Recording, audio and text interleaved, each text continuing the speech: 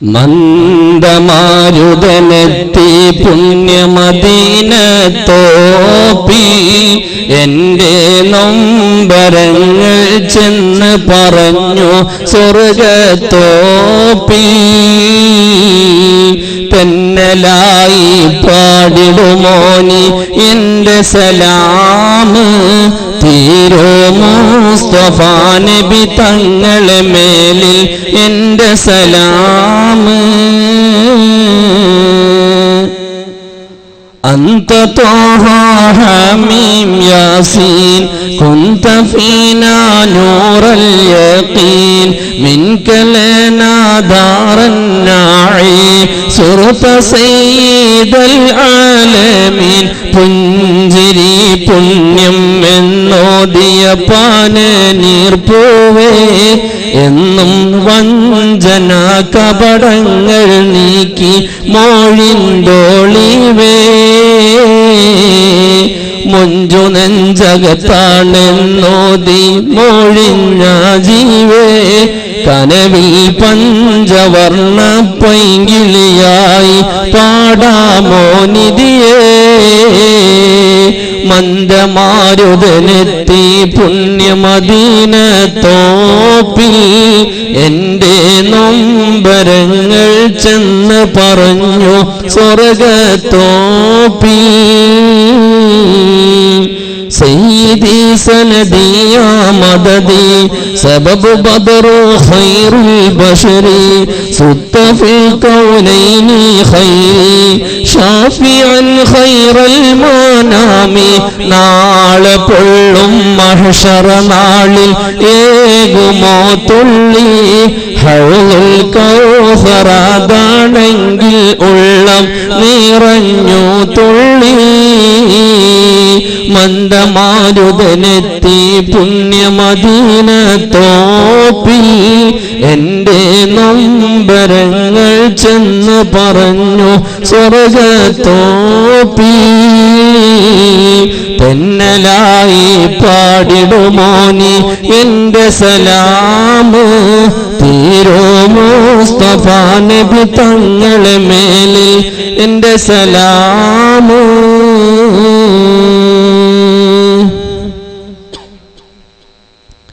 ഏറ്റവും സ്നേഹ ബഹുമാനങ്ങൾ നിറഞ്ഞ അഭിമന്യരായ തങ്ങളവറുകളെ,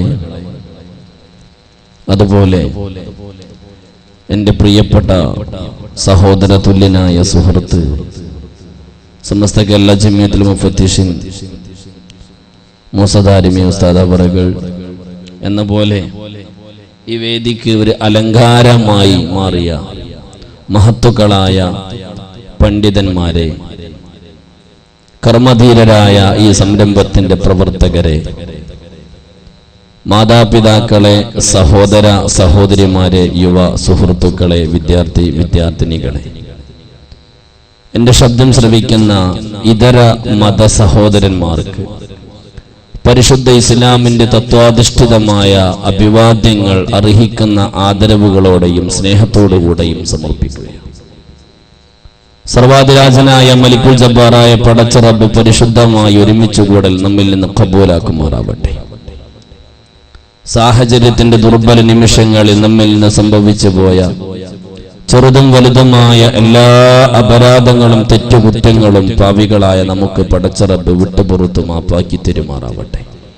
അപകടങ്ങളിൽ നിന്ന്, അപകട മരണങ്ങളിൽ നിന്ന്, മാറുന്നതും മാറാത്തതുമായ മാരകമായതുമല്ലാത്തതുമായ സകല രോഗങ്ങളിൽ നിന്ന് അല്ലാഹു സാധുക്കളായ നമ്മെയും കൂട്ടുകുടുംബത്തെയും കാത്തുരക്ഷിച്ച് അനുഗ്രഹിക്കുമാറാവട്ടെ.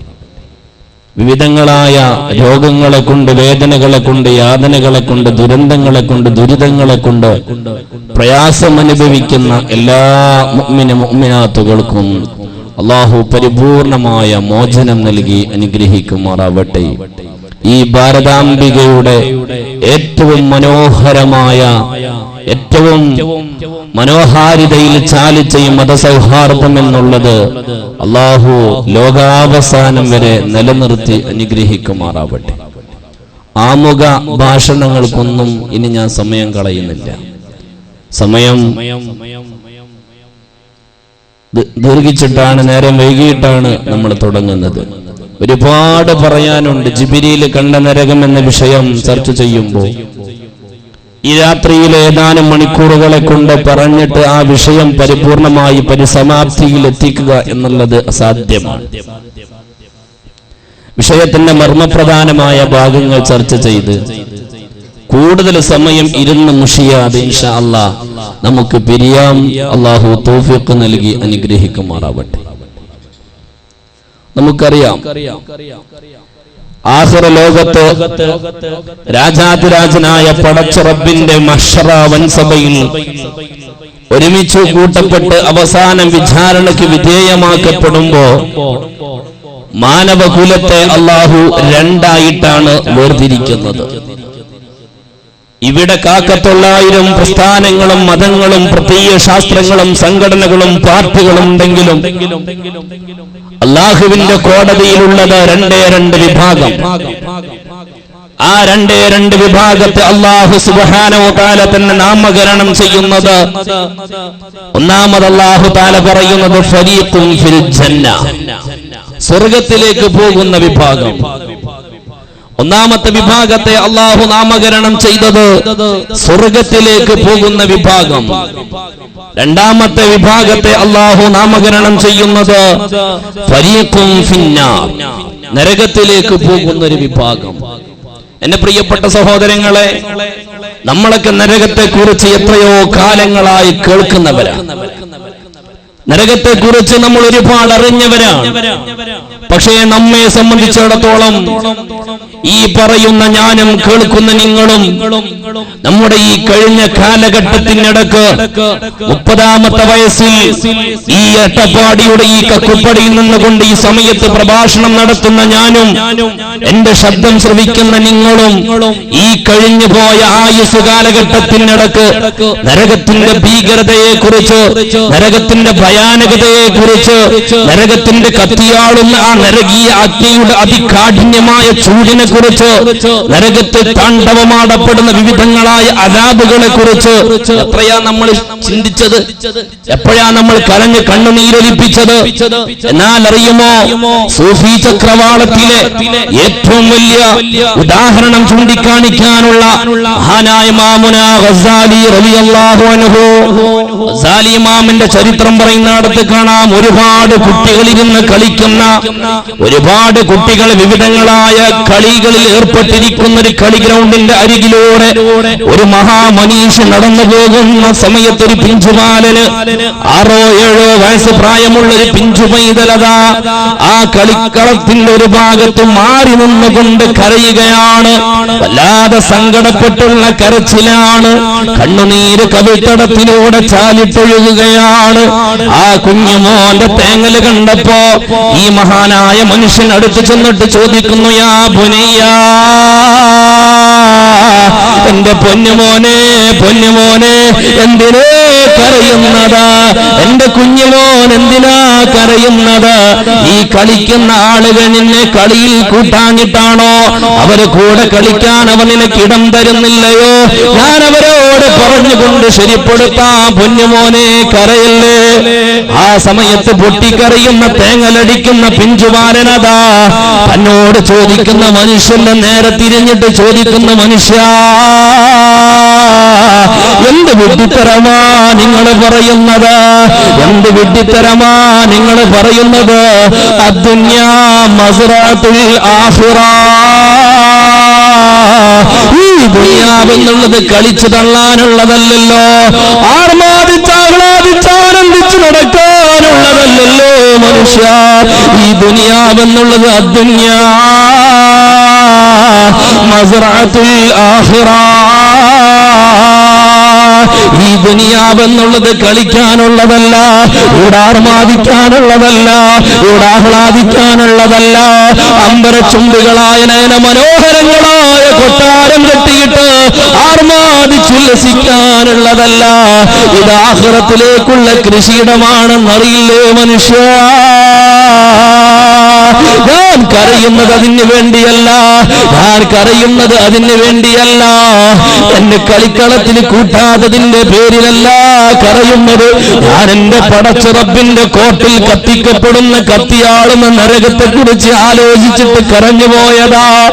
ആ മഹാമനീഷിയതാ പിഞ്ചുബാലന് തന്റെ മാറോട് ചേർത്ത് പിടിച്ചിട്ട് ചോദിക്കുന്നു, യാ ബുനിയ,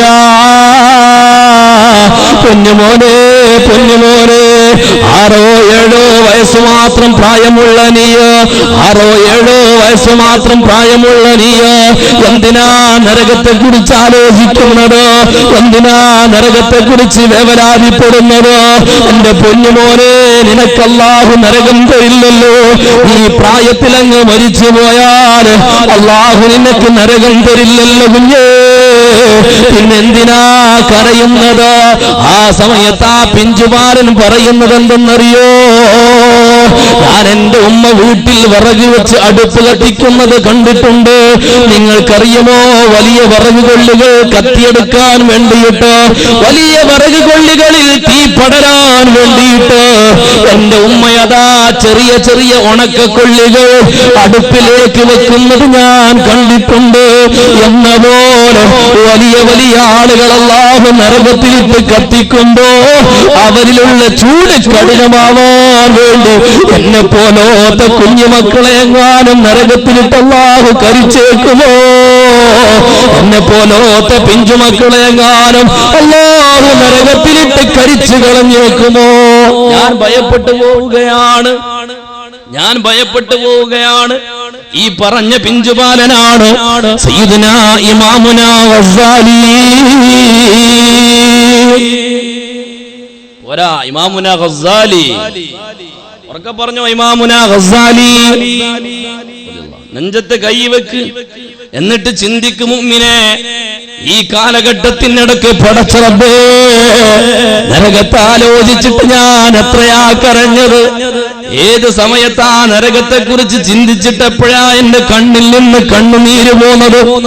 ലോകത്തിന്റെ മുത്തായ തങ്ങൾ പഠിപ്പിച്ചില്ലേ, ഒരു മനുഷ്യനെങ്ങാനും നരകത്തിന്റെ ഭീകരതയെ കുറിച്ച് ആലോചിച്ച് കരഞ്ഞിട്ട്, നരകത്തിന്റെ കത്തിയാളുന്ന തീക്കുണ്ടാരത്തെ കുറിച്ച് ആലോചിച്ചിട്ട് ഒരു മനുഷ്യന്റെ കണ്ണിൽ നിന്ന് ഒരു ഈച്ചയുടെ തലയുടെ വണ്ണത്തിലെങ്ങാനും കണ്ണുനീര് പൊട്ടി വീണിട്ടുണ്ടെങ്കിൽ അവനിക്ക് അല്ലാഹു നരകം ഹറാമാക്കുന്നതാണ്. നരകത്തെ കുറിച്ച് ആലോചിച്ചിട്ട് കരഞ്ഞിട്ട് ഒരീച്ചയുടെ തലയുടെ വലുപ്പത്തിൽ കണ്ണീര് കണ്ണിന്ന് പോന്നിട്ടുണ്ടെങ്കിൽ ആ മനുഷ്യന് നരകം ഹറാമായി. മുഹമ്മദുർ റസൂലുള്ളാഹി സ്വല്ലല്ലാഹു അലൈഹി വസല്ലം. ഞാൻ പറയുന്നത് മനസ്സിലാവണില്ലേ? അല്ലേ, പറയുന്നത് മനസ്സിലാവണില്ലേ? സൗണ്ട് ഓവർ അല്ലെങ്കിൽ ഭാഷ തിരിയായി അങ്ങനെ എന്തെങ്കിലുമൊക്കെ ഉണ്ടോ?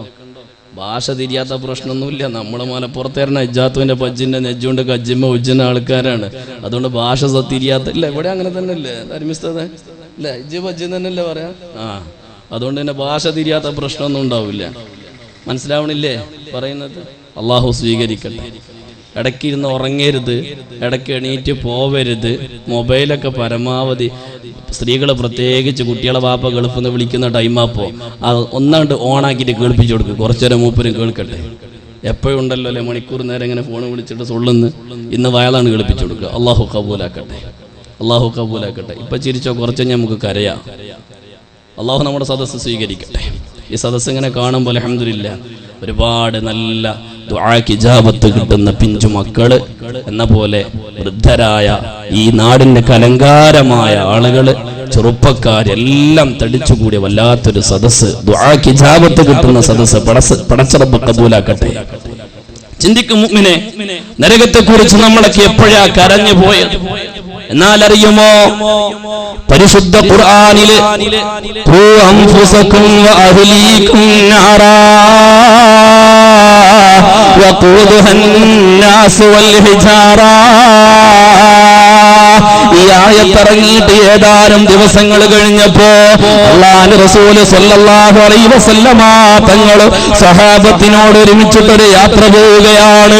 മലഞ്ചെരിവിലൂടെയുള്ള യാത്രയാ. മലഞ്ചെരിവിലെത്തിയപ്പോ സഹാബത്ത് പറയുന്നു, യാ റസൂലല്ലാഹ്,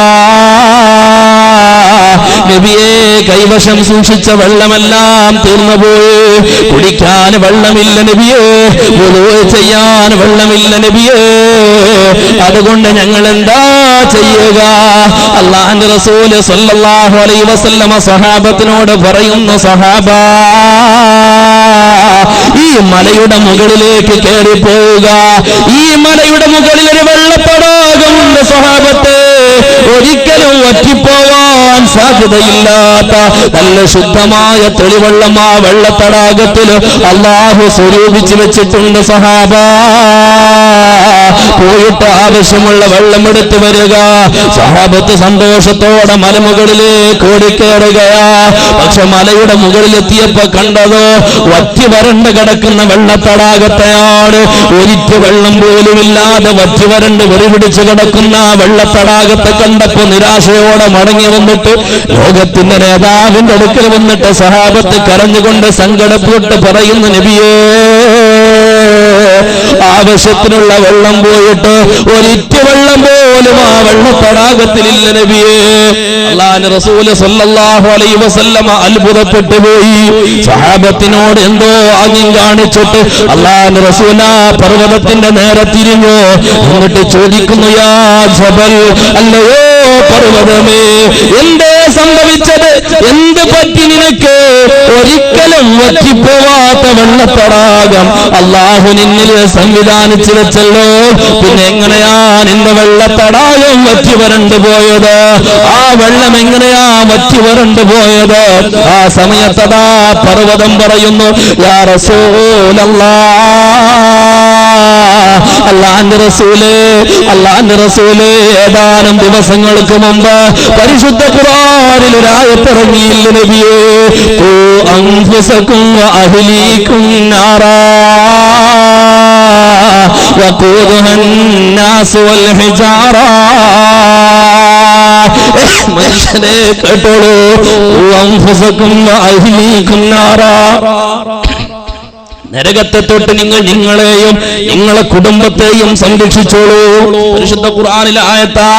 നരകത്തെ തൊട്ട് നിങ്ങൾ നിങ്ങളെയും നിങ്ങളെ കുടുംബത്തെയും സംരക്ഷിച്ചോളൂ. വഖൂദുഹന്നാസു വൽ ഹിജാറ, ആ നരകത്തിൽ കത്തിക്കപ്പെടുന്നത് മനുഷ്യരെയും കല്ലുകളെയുമാണ്. ചിന്തിക്ക്, നല്ലോണം ചിന്തിക്ക്. ആ നരകത്തിൽ കത്തിക്കപ്പെടുന്നത് മനുഷ്യരെയും കല്ലുകളെയുമാണെന്ന് അർത്ഥം വരുന്ന ആയത്തിറങ്ങിയില്ല നബിയേ.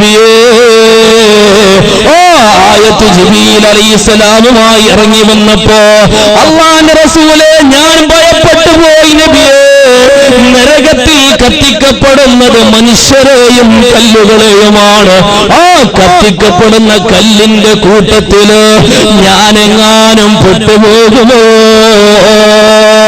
അല്ലാഹുവിന്റെ റസൂലേ, കത്തിക്കപ്പെടുന്ന കല്ലുകളെ കൂട്ടത്തില് നരകത്തിന്റെ കത്തിയാളുന്ന കല്ലിന്റെ കൂട്ടത്തില് ഞാനെങ്ങാനും പെട്ടുപോകുമോ നബിയേ എന്നാലോചിച്ച് കരഞ്ഞ് കരഞ്ഞ് കരഞ്ഞ് കരഞ്ഞു ദിവസങ്ങളെ കൊണ്ട് എന്നിലുള്ള വെള്ളം വറ്റിപ്പോയി നബിയേ. ഓ വെള്ളത്തടാകം മുഴുവനും എന്റെ കണ്ണുനീരായി ഒഴുകിപ്പോയി നബിയേ. സുബ്ഹാനല്ലാഹ്. ഇതാ പർവ്വതമങ്ങ് പറയുമ്പോ സഹാബത്ത് ശ്രദ്ധിച്ച് കേൾക്കുകയാ. സയ്യിദുനാ അബൂബക്കർ സിദ്ദീഖ് റളിയല്ലാഹു അൻഹു അല്ലാഹുവിന്റെ റസൂലിന്റെ വലതു ഭാഗത്ത് നിൽക്കുകയാ. ആ സമയത്താണ് ഇത് കേൾക്കുന്നത്. സിദ്ദീഖ് റളിയല്ലാഹു അൻഹു അതാ രണ്ട് കൈ കൊണ്ട് തലക്കടിച്ചിട്ട് പറയുന്നു, എന്റെ നാശമേ, എന്റെ നാശമേ. അല്ലാഹുവിന്റെ റസൂലേ, ഇന്നുവരെ നരകത്തെ കുറിച്ച് ഞാൻ ആലോചിച്ചിട്ടില്ല, നരകത്തിന്റെ ഭീകരതയെ ഞാൻ ആലോചിച്ചിട്ടില്ല നബിയേ.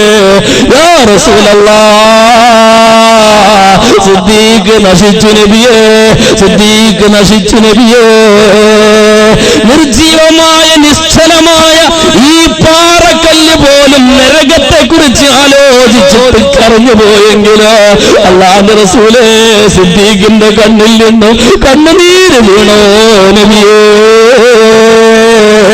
സിദ്ദീഖ് നരകത്തെ കുറിച്ച് ചിന്തിച്ച് കരഞ്ഞു പോയോ നബിയേ. ചരിത്രം പറയുന്നത് കാണാം. ഇത് പറഞ്ഞുകൊണ്ട് സിദ്ദീഖ് റളിയല്ലാഹു അൻഹു ബോധരഹിതനായി വീണുപോയി എന്നാണ്. ചിന്തിക്കു മുഅ്മിനെ, എന്റെ പ്രിയപ്പെട്ട പൊന്നു പെങ്ങളെ ചിന്തിക്ക്, എന്റെ പ്രിയപ്പെട്ട ചെറുപ്പക്കാരാ ചിന്തിക്ക്. ഈ കാലഘട്ടത്തിനിടയ്ക്ക് എപ്പോഴാ നരകത്തെ കുറിച്ച് നമ്മൾ അറിഞ്ഞത്?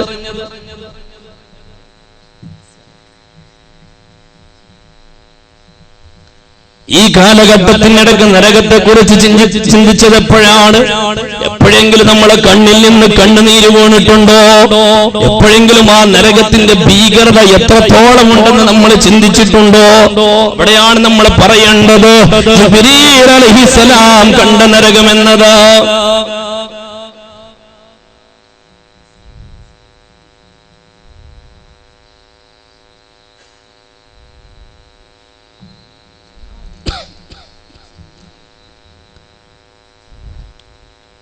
ജിബ്രീൽ അലൈഹിസ്സലാം കണ്ട നരകമെന്നത് അവിടെയാണ് നമ്മൾ ചർച്ച ചെയ്യേണ്ടത്. ഏതാണ് ജിബ്രീൽ അലൈഹിസ്സലാം കണ്ട നരകമെന്നറിയോ? നല്ലോണം മനസ്സിലാക്കണം എന്റെ പ്രിയപ്പെട്ടവരെ. അല്ലാഹുവിന്റെ റസൂൽ സല്ലല്ലാഹു അലൈഹി വസല്ലമ തങ്ങൾ പറയുകയാ, അതാനി ജിബ്രീൽ. ഒരു ദിവസം ജിബ്രീൽ അലൈഹിസ്സലാം എൻ്റെ അടുക്കൽ വന്നു. അല്ലാഹുവിന്റെ റസൂൽ സല്ലല്ലാഹു അലൈഹി വസല്ലമ തങ്ങൾ പഠിപ്പിക്കുകയാണ്, ഒരു ദിവസം ജിബ്രീൽ അലൈഹിസ്സലാം എൻ്റെ അടുക്കൽ വന്നു.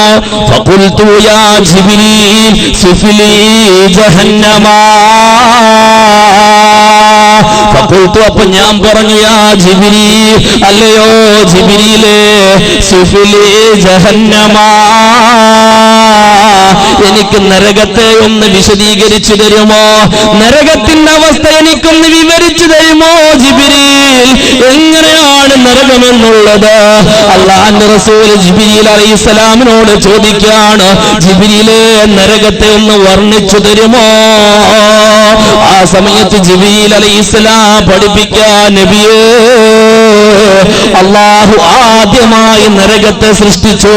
അല്ലാഹു ആദ്യമായി നരകത്തെ സൃഷ്ടിച്ചു. എന്നിട്ടോ അല്ലാഹു 1000 കൊല്ലമാ നരകത്തെ കത്തിച്ചു. നബിയേ, ചിന്തിച്ചോളൂ.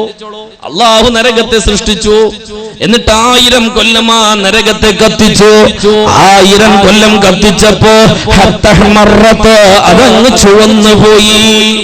നരകം നല്ല ചുവന്ന കളറായി മാറി. അവിടെയും അല്ലാഹു നിർത്തിയില്ല. വീണ്ടും 1000 കൊല്ലം അല്ലാഹു കത്തിച്ചു. അത് വെളുത്തുപോയി. ആദ്യ 1000 കൊല്ലം കത്തിച്ചപ്പോ ചുവന്നു. പിന്നീട് 1000 കൊല്ലം കത്തിച്ചപ്പോ അത് വെള്ള കളറായി. വീണ്ടും അല്ലാഹു 1000 കൊല്ലം കത്തിച്ചപ്പോ അതങ്ങ് കറുത്തുപോയി. ഹത്തസ്വദ്ദത്ത്, അത് കറുത്തുപോയി. ഫഹിയ സൗദാ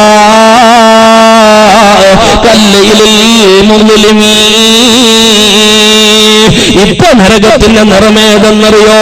3000 കൊല്ലം അല്ലാഹു നരകത്തെ കത്തിച്ചപ്പോ, 3000 കൊല്ലം അല്ലാഹു നരകത്തെ കത്തിച്ചപ്പോ ആ നരകത്തിന്റെ ഇപ്പോഴുള്ള നിറം പറയുന്നത് ഫഹിയ സൗദാ. നരകം കറുകറുത്ത കളറാണ്. കല്ലയിലിൽ മുലിമീ,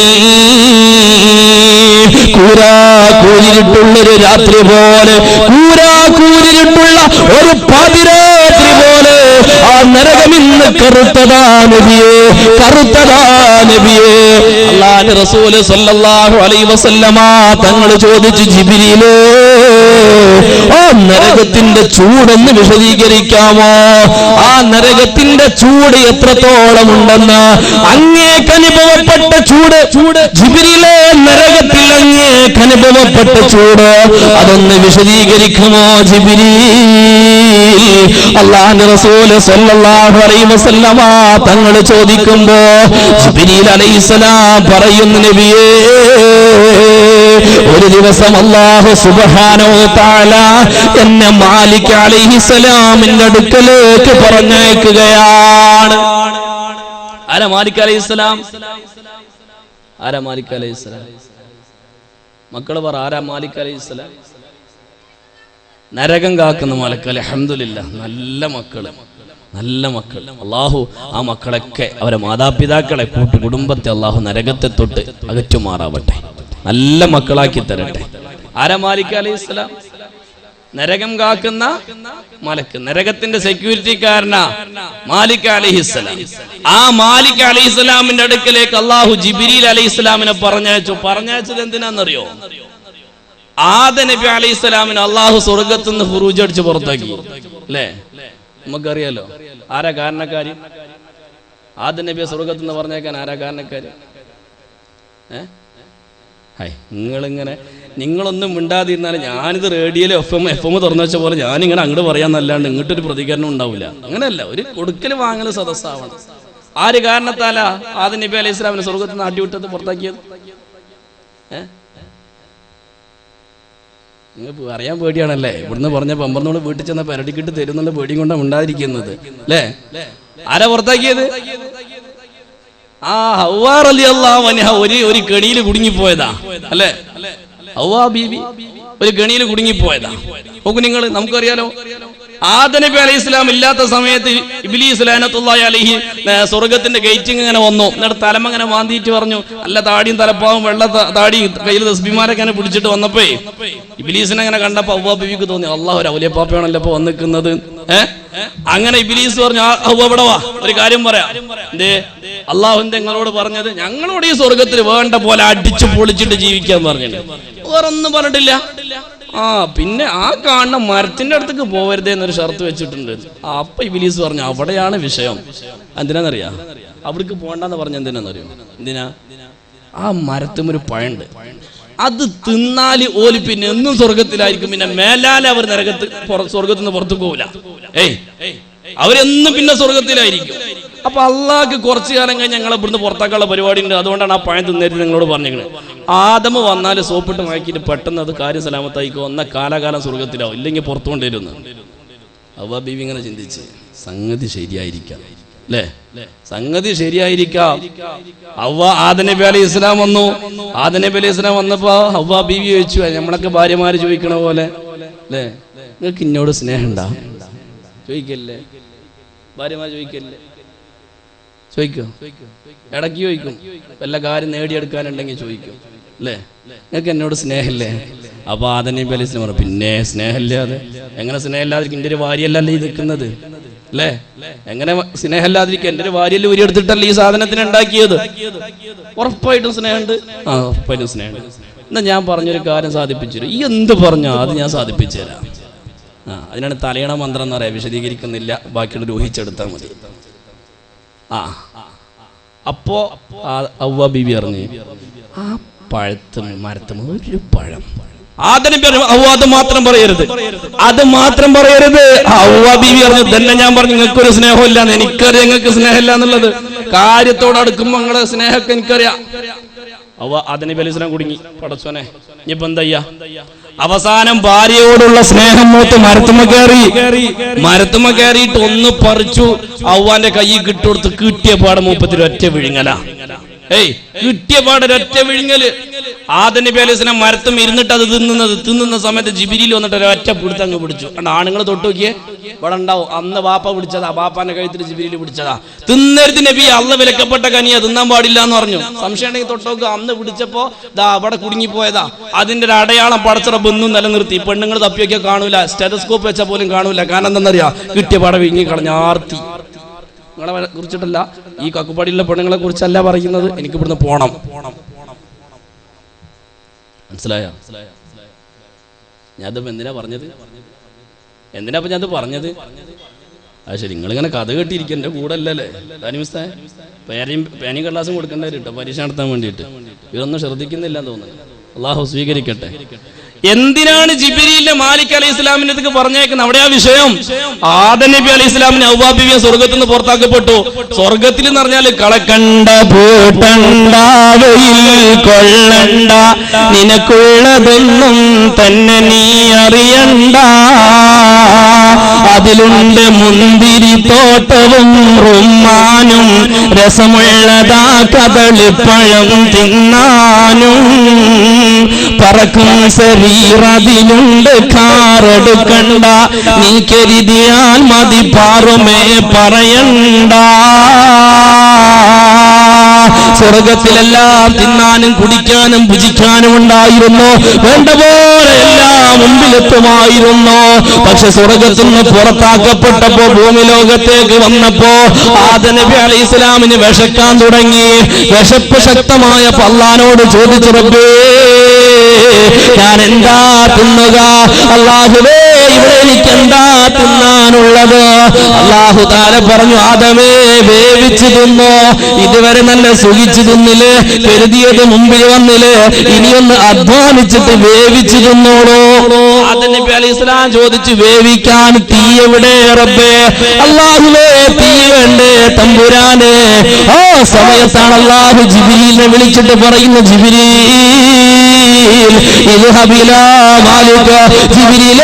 മാലിക് അലൈഹിസ്സലാമിന്റെ അടുക്കലേക്ക് ചെല്ലോ. ജിബ്രീൽ അലൈഹിസ്സലാം പറയുന്നു, നബിയെ ഞാൻ അങ്ങനെ മാലിക് അലൈഹിസ്സലാമിന്റെ അടുക്കൽ ചെന്നു. എന്നിട്ട് അല്ലാഹു പറഞ്ഞത് പ്രകാരം മാലിക് അലൈഹിസ്സലാമിനോട് ഞാൻ പറഞ്ഞു, മാലിക്കേ അല്ലാഹു നിന്നോട് ആവശ്യമായ തീ തരാൻ പറഞ്ഞിട്ടുണ്ട്. മാലിക് അല്ലാഹ് കുറച്ച് തീ തരാൻ വേണ്ടി പറഞ്ഞിട്ടുണ്ട്. മാലിക് അലൈഹിസ്സലാം അപ്പൊ മാലിക് അലൈഹിസ്സലാം എന്നോട് ചോദിച്ചു, യാ ജിബ്രീൽ കം തുരീദു മിനന്നാർ? ജിബ്രീലേ നരകത്തിൽ നിന്ന് എത്ര തീയാണ് നിങ്ങൾ ഉദ്ദേശിക്കുന്നത്? എത്രയാ നിങ്ങൾക്ക് വേണ്ടത്? ആ സമയത്ത് ജിബ്രീൽ അലൈഹിസ്സലാം പറഞ്ഞു, ഒരു കാരക്കന്റെ വലിപ്പത്തിൽ തന്നോളൂ. ഒരു കാരക്കന്റെ അത്ര വലിപ്പത്തിൽ നിങ്ങൾ എനിക്ക് നരകത്തിൽ നിന്ന് തീ തന്നോളൂ. സുബ്ഹാനല്ലാഹ്. മാലിക് അലൈഹിസ്സലാം പറഞ്ഞു, ലൗ അഅതൈതുക മിഖ്ദാറ തംറാ, ജിബ്രീലേ ഞാനെങ്ങാനും ഒരു കാരക്ക വണ്ണത്തിൽ ഈ നരകത്തിന്റെ കത്തിയോടുന്ന 3000 കൊല്ലം അല്ലാഹു കത്തിച്ച് കരിച്ച് പാതിരാവിന്റെ കൂരിട്ടുള്ള നിറമായി മാറിയ ഈ നരകത്തിൽ നിന്ന് ഒരു കാരക്ക വണ്ണത്തിലെങ്ങാനും ഞാൻ അങ്ങേക്ക് തീ തന്നാ, ഈ ആകാശവും ഭൂമിയും അതിലുള്ള സകല ചരാചരങ്ങളും ഒഴുകി ഒലിച്ചു പോകും. ജിബ്രീലേ ഞാനെങ്ങാനും ഒരു കാരക്കയുടെ വണ്ണത്തിൽ തീ തന്നാല് ആ തീയുമായിട്ട് ഭൂമിയിലേക്ക് ചെല്ലുന്ന പാട് ഭൂമിയും ആകാശവും അതിലുള്ള സകല വസ്തുക്കളും ഉരുകി ഒലിച്ച് കത്തിച്ചാമ്പലായി പോകും. ജിബ്രീൽ അപ്പൊ ജിബ്രീൽ അലൈഹിസ്സലാം പറഞ്ഞു, അഅ്തുനീ നിസ്ഫഹാ. എന്നാൽ ജിബ്രീൽ മാലികേ എനിക്കൊരു കാരക്കയുടെ പകുതി കൊണ്ടാ. മറ്റൊരു റിവായത്തിൽ കാണാം കാരക്ക കുരുവിന്റെ അത്ര കൊണ്ടാ, ഒരു ഈത്തപ്പഴത്തിന്റെ കുരുവിന്റെ വലിപ്പത്തില് എനിക്ക് നരകത്തിന്റെ തീ കൊണ്ട്. മാലിക് അലൈഹിസ്സലാം പറയുന്നു, വല്ലാഹി ജിബ്രീലേ ഒരു ഈത്തപ്പഴ കുരുവിന്റെ വലിപ്പത്തിലെങ്ങാനും നരകത്തിന്റെ തീ ഭൂമിയിലേക്ക് എത്തിപ്പെട്ടാൽ, ഇടക്കിടക്ക് ഇങ്ങനെ മുട്ടിയും കൊണ്ടിരിക്കട്ടോ, ചുമള്ളത് കൊണ്ടേ ഇടക്കിടക്ക് ഇങ്ങനെ മുട്ടിയും കൊണ്ട് ഒന്നും കരുതരുത്. ജിബ്രീൽ അലൈഹിസ്സലാമിനോട് പറയാണ് മാലിക് അലൈഹിസ്സലാം, ജിബ്രീലേ ഒരു ഈത്തപ്പഴ കുരുവിന്റെ വലിപ്പത്തില് എങ്ങാനും ഈ നരകത്തിൽ നിന്നുള്ള തീ ഭൂമിയിലേക്ക് എത്തിയാൽ വല്ലാഹി പിന്നെ ഒരു കാലത്തും ഭൂമിയിൽ വെള്ളമുറവയെടുക്കുകയില്ല, ആകാശത്തിൽ നിന്ന് മഴ വർഷിക്കുകയില്ല, ഭൂമിയിൽ ഒരു സസ്യലതാദികളും പൊട്ടിമുളക്കുകയില്ല. ഒരു ഈത്തപ്പഴക്കുരുവിന്റെ വലിപ്പത്തിലെങ്ങാനും തീ ഭൂമിക്ക് വന്ന പിന്നെ ഒരു കാലത്തും ഭൂമിയിൽ വെള്ളം ഉറവെടുക്കുകയില്ല, പച്ചയായ പുല്ലുപുഷ്പങ്ങൾ മുളക്കൂല, ആകാശത്ത് നിന്ന് മഴ വർഷിക്കൂല. സുബ്ഹാനല്ലാഹ്. ജിബ്രീൽ അലൈഹിസ്സലാം കുടുങ്ങി. ജിബ്രീൽ അലൈഹിസ്സലാം അല്ലാഹുവിനോട് ചോദിക്കുന്നു, യാ റബ്ബി, അല്ലാഹുവേ എന്റെ റബ്ബേ,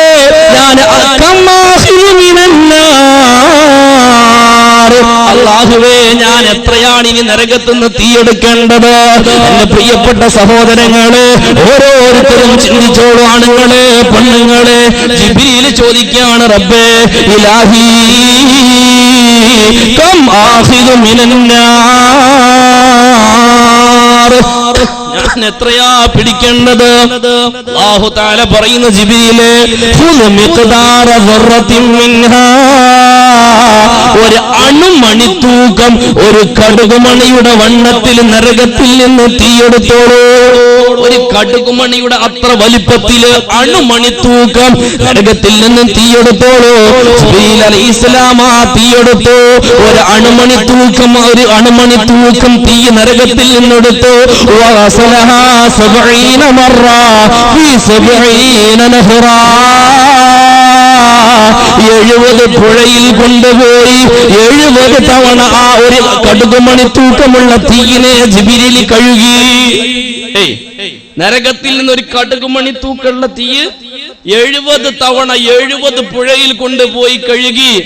എന്നിട്ട് അതുമായിട്ട് ആദം നബി അലൈഹി ഇസ്ലാമിന്റെ അടുക്കലേക്ക് വന്നു. സുബ്ഹാനല്ലാഹ്. ആദം നബി അലൈഹി ഇസ്ലാമിന്റെ അടുക്കൽ വന്നു. ആദം നബി അലൈഹി ഇസ്ലാമിന്റെ അടുക്കലേക്ക് എത്തുമ്പോഴേക്ക് ജിബ്രീലിന് അതിന്റെ ചൂട് സഹിക്കുന്നില്ല. ചിന്തിച്ചോളൂ സഹോദര, അല്ലേ? ഒരു തീപ്പെട്ടിക്കൊള്ളി കത്തി വീണാൽ നമുക്കതിന്റെ ചൂട് താങ്ങാൻ കഴിയൂല. ഒരു മെഴുകുതിരിറ്റി വീണാൽ അതിന്റെ ചൂട് താങ്ങാൻ കഴിയില്ല. ഒരു തീക്കനല്ലെങ്ങാനും ചവിട്ടിപ്പോയാൽ അതിന്റെ ചൂടനുഭവപ്പെടുന്നത് മൂർധാവിലാണ്. അതിന്റെ ആ ഒരു തീക്കനലിന്റെ ചൂടനുഭവപ്പെടുന്നത് മൂർധാവിലാണ്. എന്നിട്ടോ അങ്ങനെ അത് ഈ ദുനിയാവിലെത്തിയോ. എന്നാൽ ജിബ്രീൽ അലൈഹിസ്സലാം നരകത്തിലെ 3000 കൊല്ലം കത്തിച്ച തീയിൽ നിന്നൊരു അണുമണി തൂക്കം തീയെടുത്തിട്ട് 70 പുഴയിൽ 70 തവണ കഴുകിയിട്ടാ കൊണ്ടുവരുന്നത്. അപ്പോഴേ ഭൂമിയിലെത്തിയപ്പോഴേക്ക് തന്നെ ജിബ്രീലിന് അതിന്റെ ചൂട് അസാധ്യമായി, അസഹനീയമായി.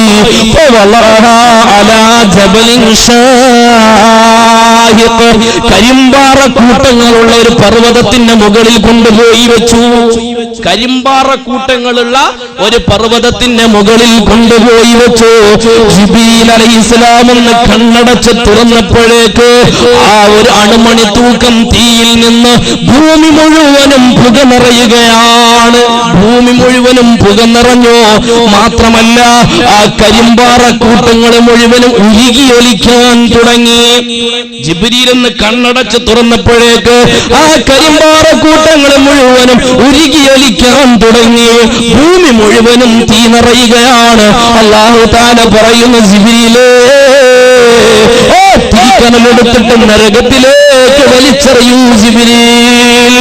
ജിബ്രീലേ, ഭൂമിക്കത് താങ്ങാനുള്ള കഴിവില്ല. ഭൂമിയിലെ കരിമ്പാറ കൂട്ടങ്ങൾക്ക് പോലും ആ ഒരു അണുമണി തൂക്കം വണ്ണത്തിലുള്ള നരകത്തിന്റെ തീയിനെ താങ്ങാനുള്ള കഴിവില്ല. അതുകൊണ്ട് ജിബ്രീലേ അത് നരകത്തിലേക്ക് വലിച്ചെറിയുക. ജിബ്രീൽ അലൈഹിസ്സലാം നരകത്തിലേക്ക് വലിച്ചെറിഞ്ഞു. പക്ഷേ ഭൂമി മുഴുവനും പുക നിറഞ്ഞിരിക്കുകയാണ്. അവസാനം അല്ലാഹു തആല ഭൂമിയിലുള്ള കല്ലുകളോട്, വൃക്ഷങ്ങളോട്, സസ്യലതാദികളോട്, ചില പ്രത്യേകം ലോഹങ്ങളോട് അല്ലാഹു ആ പുകയെ വിഴുങ്ങാൻ പറയുന്നു. അല്ലാഹു തആല ചില പ്രത്യേക മരങ്ങളോട്, ചില പ്രത്യേക കല്ലുകളോട്, ലോഹങ്ങളോടൊക്കെ ആ പുക വിഴുങ്ങാൻ വേണ്ടി പറഞ്ഞു. അവരാ പുക വിഴുങ്ങി.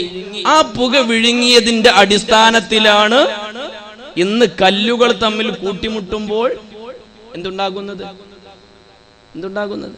തീ ഉണ്ടാകുന്നത്, അല്ലേ? കാട്ടിലുള്ള ചില മരങ്ങൾ തമ്മിൽ ഉരസുമ്പോ, കാട്ടുതീയെ കുറിച്ച് ഞാൻ നിങ്ങൾക്ക് പറഞ്ഞു തരുന്ന എനിക്ക് തോന്നുന്നില്ല. ചില വൃക്ഷങ്ങൾ തമ്മിൽ ഉരസുമ്പോൾ എന്തുണ്ടാകുന്നു? തീ ഉണ്ടാകും. ലോഹങ്ങൾ തമ്മിൽ ഇരുമ്പും അല്ലെങ്കിൽ ഇരുമ്പും ചെമ്പൊക്കെ തമ്മിൽ ഉരസുമ്പോ എന്തുണ്ടാകുന്നു? തീ ഉണ്ടാവും. അല്ലാഹു അന്ന് വിഴുങ്ങാൻ പറഞ്ഞതാ. അന്ന് വിഴുങ്ങാൻ പറഞ്ഞതാണ്. പോരാ, മറ്റൊരു റിപ്പോർട്ടിൽ കാണാം, ജിബ്രീൽ അലൈഹിസ്സലാം കണ്ണടച്ച് തുറന്നപ്പോഴേക്ക് ഈ കരിമ്പാറ കൂട്ടങ്ങൾ പൊട്ടിച്ചിതറിപ്പോയി. ആ പൊട്ടിച്ചിതറിയിട്ട ആ നരകത്തിന്റെ തീക്കനലിന്റെ ചൂടേറ്റു വാങ്ങിയ കരിമ്പാറ കൂട്ടങ്ങൾ ലോകത്തിന്റെ വിവിധ ഭാഗങ്ങളിലേക്ക് തെറിച്ചു വീണു. ആ തെറിച്ചു വീണ കരിമ്പാറ കൂട്ടങ്ങളാണ് ഇപ്പോൾ അഗ്നിപർവ്വതങ്ങളായിട്ട് എന്താകുന്നത്? ഉരുകിയൊലിക്കുന്നത്. കാണുന്നില്ലേ? പത്രങ്ങളിൽ കാണുന്നില്ലേ? അഗ്നിപർവ്വതങ്ങൾ ഉരുകിയൊലിച്ചിട്ട് തീയിങ്ങനെ മെഴുകൊഴുകുന്ന പോലെ തീ ഒഴുകുക. കരിമ്പാറ കൂട്ടങ്ങൾ മുഴുവൻ ഉരുകിയൊലിച്ചു പോവുക. അന്ന് പൊട്ടിത്തെറിച്ച വിസ്ഫോടനത്തിന്റെ ബാക്കി ഭാഗങ്ങളാണ് ഇന്ന് പൊട്ടിത്തെറിക്കുന്ന അഗ്നിപർവ്വതങ്ങൾ. ജിബ്രീൽ അലൈഹിസ്സലാം അല്ലാഹുവിന്റെ റസൂൽ സ്വല്ലല്ലാഹു അലൈഹി വസല്ലമ തങ്ങൾക്ക് പറഞ്ഞു കൊടുക്കുക. ഇനി ഒന്ന് ചിന്തിക്കും ഓരോരുത്തരും ചിന്തിക്കും. അല്ലാഹുവേ, നമ്മളെങ്ങാനും പടച്ചിറപ്പ് നരകത്തിലേക്ക് വലിച്ചെറിഞ്ഞാൽ ആ നരകത്തിന്റെ ചൂട് താങ്ങാൻ നമുക്കാകുമോ മുഅ്മിനേ? ആ നരകത്തിന്റെ ചൂട് താങ്ങാൻ നമുക്കാകുമോ എന്ന് ആലോചിച്ചു നോക്കൂ നിങ്ങൾ. നരകത്തിൽ അല്ലാഹു കൊടുക്കുന്ന ഏറ്റവും ചെറിയ അദാബ് ഏതാണ്? ഒരു മനുഷ്യൻ അല്ലാഹു കൊടുക്കുന്ന ഏറ്റവും ചെറിയ അദാബ് ഏതെന്നറിയോ? തീയിനാലുള്ള 2 ചെരുപ്പ് കൊണ്ടുവരാൻ പറയും. എന്നിട്ട് ആ മനുഷ്യനോട് അത് ധരിക്കാൻ പറയും. തീയിനാലുള്ള 2 ചെരുപ്പ് ഉണ്ടെന്നിട്ട് പറയും ഇത് ധരിക്കുക. ആ മനുഷ്യൻ അത് ധരിക്കും. അതങ്ങ് ധരിച്ചു കഴിഞ്ഞാൽ ആ തീയിനാലുള്ള ചെരുപ്പിന്റെ അതികഠിനമായ ചൂട് കൊണ്ട് ആ മനുഷ്യന്റെ മൂർധാവ് കടന്ന് തിളക്കുന്നതാണ്. ആ മനുഷ്യന്റെ മൂർധാവ് കടന്ന് തിളക്കുകയാണ്. ആ മനുഷ്യനതാ വിലപിക്കുമത്രേ, അല്ലാഹ്, എന്നേക്കാൾ വലിയ അദാബ് അനുഭവിക്കുന്ന, എന്നേക്കാൾ വലിയ ശിക്ഷ കിട്ടുന്ന മറ്റൊരാൾ നരകത്തിലില്ല. നരകത്തിൽ ഏറ്റവും വലിയ ശിക്ഷ അനുഭവിക്കുന്നത് ഞാൻ തന്നെയോ തമ്പുരാനെ. അല്ലാഹു തആല പറയുന്നു, അല്ലടോ, അല്ല, നീ അനുഭവിക്കുന്ന ശിക്ഷയുണ്ടല്ലോ, നീ അനുഭവിക്കുന്ന ഈ തീയിനാലുള്ള ചെരുപ്പ് കൊണ്ടുള്ള ശിക്ഷയുണ്ടല്ലോ, അത് നരകത്തിലെ ഏറ്റവും ചെറിയ അദാബാണ്. അത് നരകത്തിലെ ഏറ്റവും ചെറിയ അദാബാണ്. നരകത്തിലെ ഏറ്റവും വലിയ അദാബ് അത് അവർണ്ണനീയമോ, അത് പറഞ്ഞു തരാൻ അസാധ്യമാണ്. നരകത്തിലെ ഏറ്റവും ചെറിയ അദാബ് അപ്പ പറഞ്ഞത്. ഇനി വലിയ അദാബിനെ കുറിച്ച് ചിന്തിച്ചു നോക്കുമ്പോ അല്ലാഹു കാക്കട്ടെ, അല്ലാഹു കാക്കട്ടെ, അല്ലാഹു കാക്കുമാറാവട്ടെ. എന്റെ പ്രിയപ്പെട്ട മുഅ്മിനേ, നല്ലോണം ചിന്തിക്കുക. ഈ നരകത്തിലേക്ക് അല്ലാഹു വലിച്ചെറിയുന്നവരെ കൂട്ടത്തില് നിസ്കരിക്കാതെ, നോമ്പനുഷ്ഠിക്കാതെ, സൽക്കർമ്മങ്ങൾ ചെയ്യാതെ, തമ്മാടിത്തരത്തിൽ മദ്യപിച്ചുകൊണ്ട്, വ്യഭിചരിച്ചുകൊണ്ട്, ശരീരത്തിലെ ഓരോ അവയവങ്ങളെ കൊണ്ടും ഹറാം മുഴുവനും കാണുന്ന ആളുകൾ, ഹറാം കേൾക്കുന്ന ആളുകൾ, ഹറാം ചെയ്യുന്ന ആളുകൾ.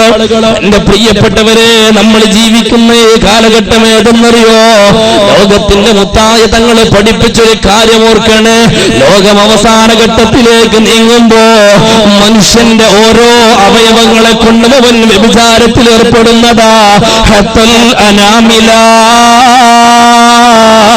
അവന്റെ വിരൽ തുമ്പ് പോലും വ്യഭിചരിക്കുമെന്ന. മനുഷ്യന്റെ വിരൽ തുമ്പുകളുണ്ടല്ലോ, ആ വിരൽ തുമ്പ് പോലും വ്യഭിചാരത്തിൽ ഏർപ്പെടുമെന്ന് ആ ഒരു കാലഘട്ടം സംജാതമായാൽ നിങ്ങൾ ഖിയാമത്ത് നാൾ പ്രതീക്ഷിക്കണേ. ബക്കറ്റ് പിരിവിനാ ആണുങ്ങൾക്ക് ബക്കറ്റ് പിരിവ് വേണ്ട കേട്ടോ. നിങ്ങൾ സാധുക്കള്, പാവങ്ങൾ, അവർക്ക് ബക്കറ്റ് പിരിവൊന്നും വേണ്ട. ബക്കറ്റ് പിരിവെടുത്താൽ എന്താ കുഴപ്പമെന്നറിയാം? ഇന്നലെ മിഞ്ഞാന്നൊക്കെ ബസ്സിന് കിട്ടി ചില്ലറ പൈസ പതുക്കായിക്കിടും, ആരും കാണൂലല്ലോ.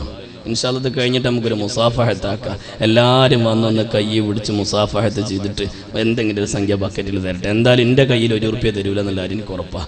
എൻ്റെ അടുത്ത് തരുമ്പോൾ ചുരുങ്ങിയത് 10 ഉറുപ്പ്യെങ്കിലും ഉണ്ടാവും. ഇൻഷാല്ലാഹ് അതാണ് നല്ലത് കേട്ടോ.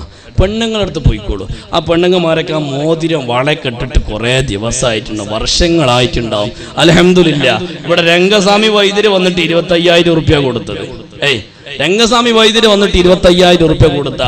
ഇനി ഇവിടെയുള്ള മുസ്ലിം പെണ്ണുങ്ങൾ അവസ്ഥ പറയണം. എന്നെ ഇവിടുന്ന് സംഘാടകർ വിളിച്ചപ്പോൾ പറഞ്ഞു, ഉസ്താദ് നിങ്ങൾ ചോദിച്ചോളൂ, ഇവിടെയുള്ള ആൾക്കാർ നല്ല ആൾക്കാരാ, നല്ലോണം കൊടുക്കാൻ മനസ്സുള്ള ആൾക്കാരാന്നാ പറഞ്ഞാൽ. അൽഹംദുലില്ലാ, എൻ്റെ പ്രിയപ്പെട്ട സഹോദരിമാരൊക്കെ ആ പൊന്നൊക്കെ ഒന്നും ദൂര, എന്നിട്ട് അൽഹംദുലില്ലാ ആരും കാണണ്ട, അമ്മായിമ്മ അറിയണ്ട, ഇളയച്ചെറിയണ്ട, മൂത്തച്ചെറിയണ്ട, ആരും കാണാതെ ആ ബക്കറ്റ് കണ്ട് നിക്ഷേപിക്കുക. ഇനി കുട്ടികളെ വാപ്പ ചോദിച്ച അപ്പ പറയാ, ആയിക്കോട്ടെ നിങ്ങളെ പരലോക ഗുണത്തിന് വേണ്ടി ചെയ്തതാണ് എന്നാണ് പറഞ്ഞാൽ മതി. ഒരു കുഴപ്പമുണ്ടാവില്ല, ഒരു പ്രശ്നം ഉണ്ടാവില്ല. നല്ല നിയ്യത്തോടുകൂടെ ഈ ഇരിക്കുന്ന സദസ്സിലെ ഏതെങ്കിലും ഒരു സഹോദരി ഈ പരിശുദ്ധമായ സംരംഭത്തിലേക്ക് ഒരു തരി പൊന്ന് തരാൻ,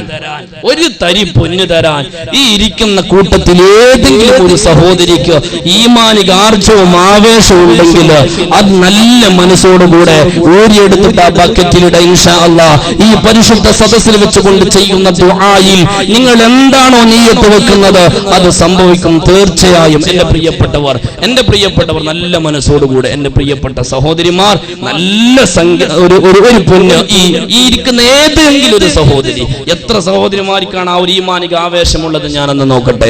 നരകത്തിന്റെ കത്തിയാളുന്ന അദാബിൽ നിന്ന് രക്ഷപ്പെടണമെന്ന നിയ്യത്ത് വെച്ചുകൊണ്ട് നല്ല മനസ്സോടുകൂടെ എന്റെ പ്രിയപ്പെട്ടവരെ ഈ പരിശുദ്ധ സദസ്സിലേക്ക് നിങ്ങൾ സംഭാവന ചെയ്യുക. ഇപ്പൊ ഈ സദസ്സിൽ വെച്ച് കൊടുക്കുന്നത് ഉണ്ടാകും, അടുത്ത കൊല്ലം കൊടുക്കാൻ നിങ്ങൾ ഉണ്ടാവോ, വാങ്ങാനുണ്ടാവോ, അടുത്ത കൊല്ലം പരിപാടി ഉണ്ടാവോ, ഒന്നും പറയാൻ പറ്റൂല.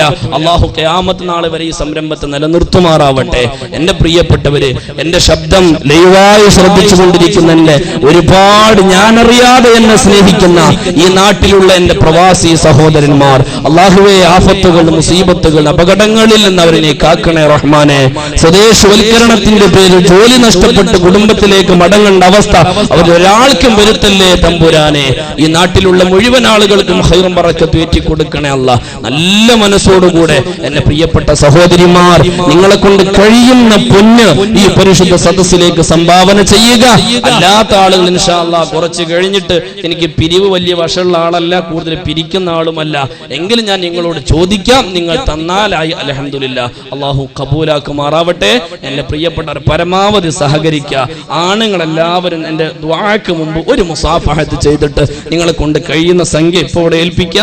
പിന്നെ ഞാൻ ചോദിക്കുമ്പോൾ ഓരോരുത്തരും നിങ്ങളെ കൊണ്ട് കഴിയുന്ന പോലെ ഇതിലേക്ക് ഏറ്റെടുക്കുകയും ചെയ്യുക. അള്ളാഹു സ്വീകരിക്കുമാറാവട്ടെ. ഞാനിപ്പോ എവിടെയാ പറഞ്ഞു നിർത്തിയത്? വിഷയം എവിടെ പറഞ്ഞു നിർത്തി?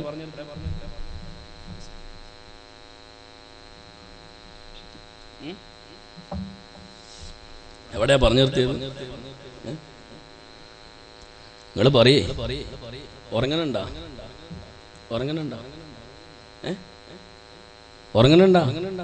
ഉറങ്ങിയിട്ട് വയലിൽ കേട്ടാൽ എന്താ കുഴപ്പമെന്നറിയോ? പണ്ടൊരു ഉമ്മാമ വയലിന് പോയി. ഉമ്മാമ വയലിന് പോയിട്ട് ചെന്നിരുന്ന പാടെ ഉറങ്ങാൻ തുടങ്ങി. ഉറക്കൽ ഇങ്ങനെ ഉറക്കുന്ന എട്ടി നീക്കുന്ന സമയത്ത് ഉസ്താദ് പറയും ആദരവായ. പിന്നെ ഉമ്മാമ ഉറങ്ങും. കുറച്ചും കൂടെ കഴിഞ്ഞപ്പോ വീണ്ടും നെട്ടി എണീറ്റു, അപ്പോഴും കേട്ടു ആദരവായ. പിന്നെ ഉറങ്ങി. 3-4 വട്ടം ഉമ്മാമ കേട്ടു ആദരവായ. അവസാനം ഉമ്മാമ ഉസ്താദ് വയല് നിർത്തലും ഉമ്മാമ ഉറക്കം കഴിഞ്ഞിട്ട് വയല് കേൾക്കാൻ തയ്യാറാവില്ല ഒരുമിച്ച. അപ്പൊ ഉസ്താദ് പറഞ്ഞു, അതാരെങ്കിലും കൃഷി ചെയ്താൽ അവരെ ആഖിറം രക്ഷപ്പെട്ടു. ഒന്ന് കൂട്ടി വായിച്ചു നോക്കിയ നിങ്ങള്. അതാരെങ്കിലും കൃഷി ചെയ്താൽ ഏത്? ഉമ്മാമക്ക് ആകെ മനസ്സിലായത് എന്താ? ആദരവായ ആരെങ്കിലും കൃഷി ചെയ്താൽ അവർ ആഖിറം രക്ഷപ്പെട്ടു. തള്ള വിറ്റേന്ന് ഇറങ്ങിയിട്ട് കടയിൽ ചെന്നിട്ട് ചോദിച്ചു, മോനെ ആദരവായന്റെ വിത്ത് എവിടുന്നെങ്കിലും കിട്ടുമോ? കൃഷി ചെയ്യാറേ എന്ന പോലെ ആവും ഉറങ്ങിയിട്ട് വയല് കേട്ടാല്. നല്ലോണം ചിന്തിച്ചിരിക്കുക, നല്ലോണം മനസ്സിലാക്കിയിരിക്കുക. പെണ്ണുങ്ങൾ നല്ല മനസ്സോടുകൂടെ സംഭാവന ചെയ്യുക. കുടുംബ ജീവിതത്തിലെ പൊട്ടലും ചീറ്റലൊക്കെ മാറിക്കിട്ടാൻ വേണ്ടിയിട്ട്. എല്ലാ വീട്ടിലും ഇപ്പൊ പ്രശ്നങ്ങളാണ് അല്ലെ? എല്ലാ പുരയ്ക്കും പ്രശ്നം, എല്ലാ വീട്ടിലും പ്രശ്നം. ഭാര്യ പറയും, പണ്ടു നിങ്ങളെ ബാപ്പയ്ക്ക് ഞാൻ മധുരപ്പനം ചക്കര, 4 മക്കളെ തള്ളയായപ്പോ ഉണങ്ങിക്കരിഞ്ഞ കൊപ്പര. അല്ലേ? ഭാര്യമാർക്കൊക്കെ പരാതി, ഉസ്താദെ കുട്ടികളെ ബാപ്പാക്ക് ഇപ്പൊ പഴയ പോലെ ഒരു സ്നേഹമില്ല. എന്ത് പറ്റി? ട്രോഫി 2 എണ്ണായി, അതോടുകൂടെ ബാപ്പന്റെ സ്നേഹം തീർന്ന്. മക്കൾ 2 എണ്ണായപ്പോ തീർന്ന്. ബസ് സ്റ്റോപ്പിൽ ഇങ്ങനെ ഇരിക്കുന്ന ഭർത്താവിന്റെ ഒരു സംശയം, അമീദ്ക്ക മൂപ്പരെ ഭാര്യന്റെ ബൈക്കിന്റെ ബാക്കിൽ വെച്ച് ഇങ്ങനെ പോകുമ്പോ, അമീദിന്റെ സെലക്ഷൻ എത്ര നന്നായി, എനിക്ക് കിട്ടിയ ഒരു സാധന അല്ലേ? പണ്ടൊക്കെ കുടുംബം എന്ന് പറഞ്ഞാൽ എന്താ ഉസ്താദെ? കൂടുമ്പോൾ ഇമ്പം ഉണ്ടാകുന്നത്. ഇപ്പോഴോ കൂടുമ്പോ ഭൂകമ്പം ഉണ്ടാകുന്നത്. ലീവ് അടിക്കാന്ന് പറഞ്ഞാൽ ഭർത്താവിന് ആവലാതി വേവലാതി. പടച്ചോനെ സുബ്ഹാനല്ലാഹ്. കുട്ടികളെ വാപ്പ വരിക എന്ന് പറയുമ്പോൾ 37ക്ക് ഉസ്താദെ വരാതിരിക്കാൻ പോവാൻ വേണ്ടി ഞാൻ യാസീനെ നിർച്ചയാക്കിയിട്ടുള്ളൂ, വരാതിരിക്കാൻ ഒരു ഖത്തം നിർച്ചയാക്കുന്നു. നമ്മളെ അവസ്ഥ. കുടുംബത്തിലെ പ്രശ്നങ്ങളൊക്കെ തീരാൻ വേണ്ടി നല്ല മനസ്സോടുകൂടെ എല്ലാവരും സംഭാവന ചെയ്യുക. അള്ളാഹു കബൂലാക്കുമാറാവട്ടെ. വിശദീകരിക്കുന്നില്ല, വരിക വിഷയത്തിലേക്ക് വരിക. നല്ലോണം മനസ്സ് തുറന്ന് ചിന്തിച്ചിട്ട് വരിക വിഷയത്തിലേക്ക്.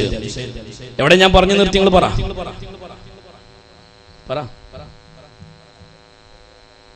നരകത്തിലെ ഏറ്റവും ചെറിയ അദാബ് കിട്ടുന്ന ഈ ചെരുപ്പ് കൊണ്ടുള്ള തീ കൊണ്ടുള്ള ഒരു ചെരുപ്പ് അത് ധരിക്കുന്ന മനുഷ്യന്റെ മൂർധാവ് കിടന്നിട്ട് ഇങ്ങനെ തിളക്കുക. അത്രത്തോളം ഭീകരമായ ഭയാനകരമായ അദാബാണ് നരകത്തിൽ. ഏറ്റവും ചെറുതെങ്കിൽ നരകത്തിൽ ഏറ്റവും വലിയ അദാബ് അല്ലാഹു തന്നെ പറയാ.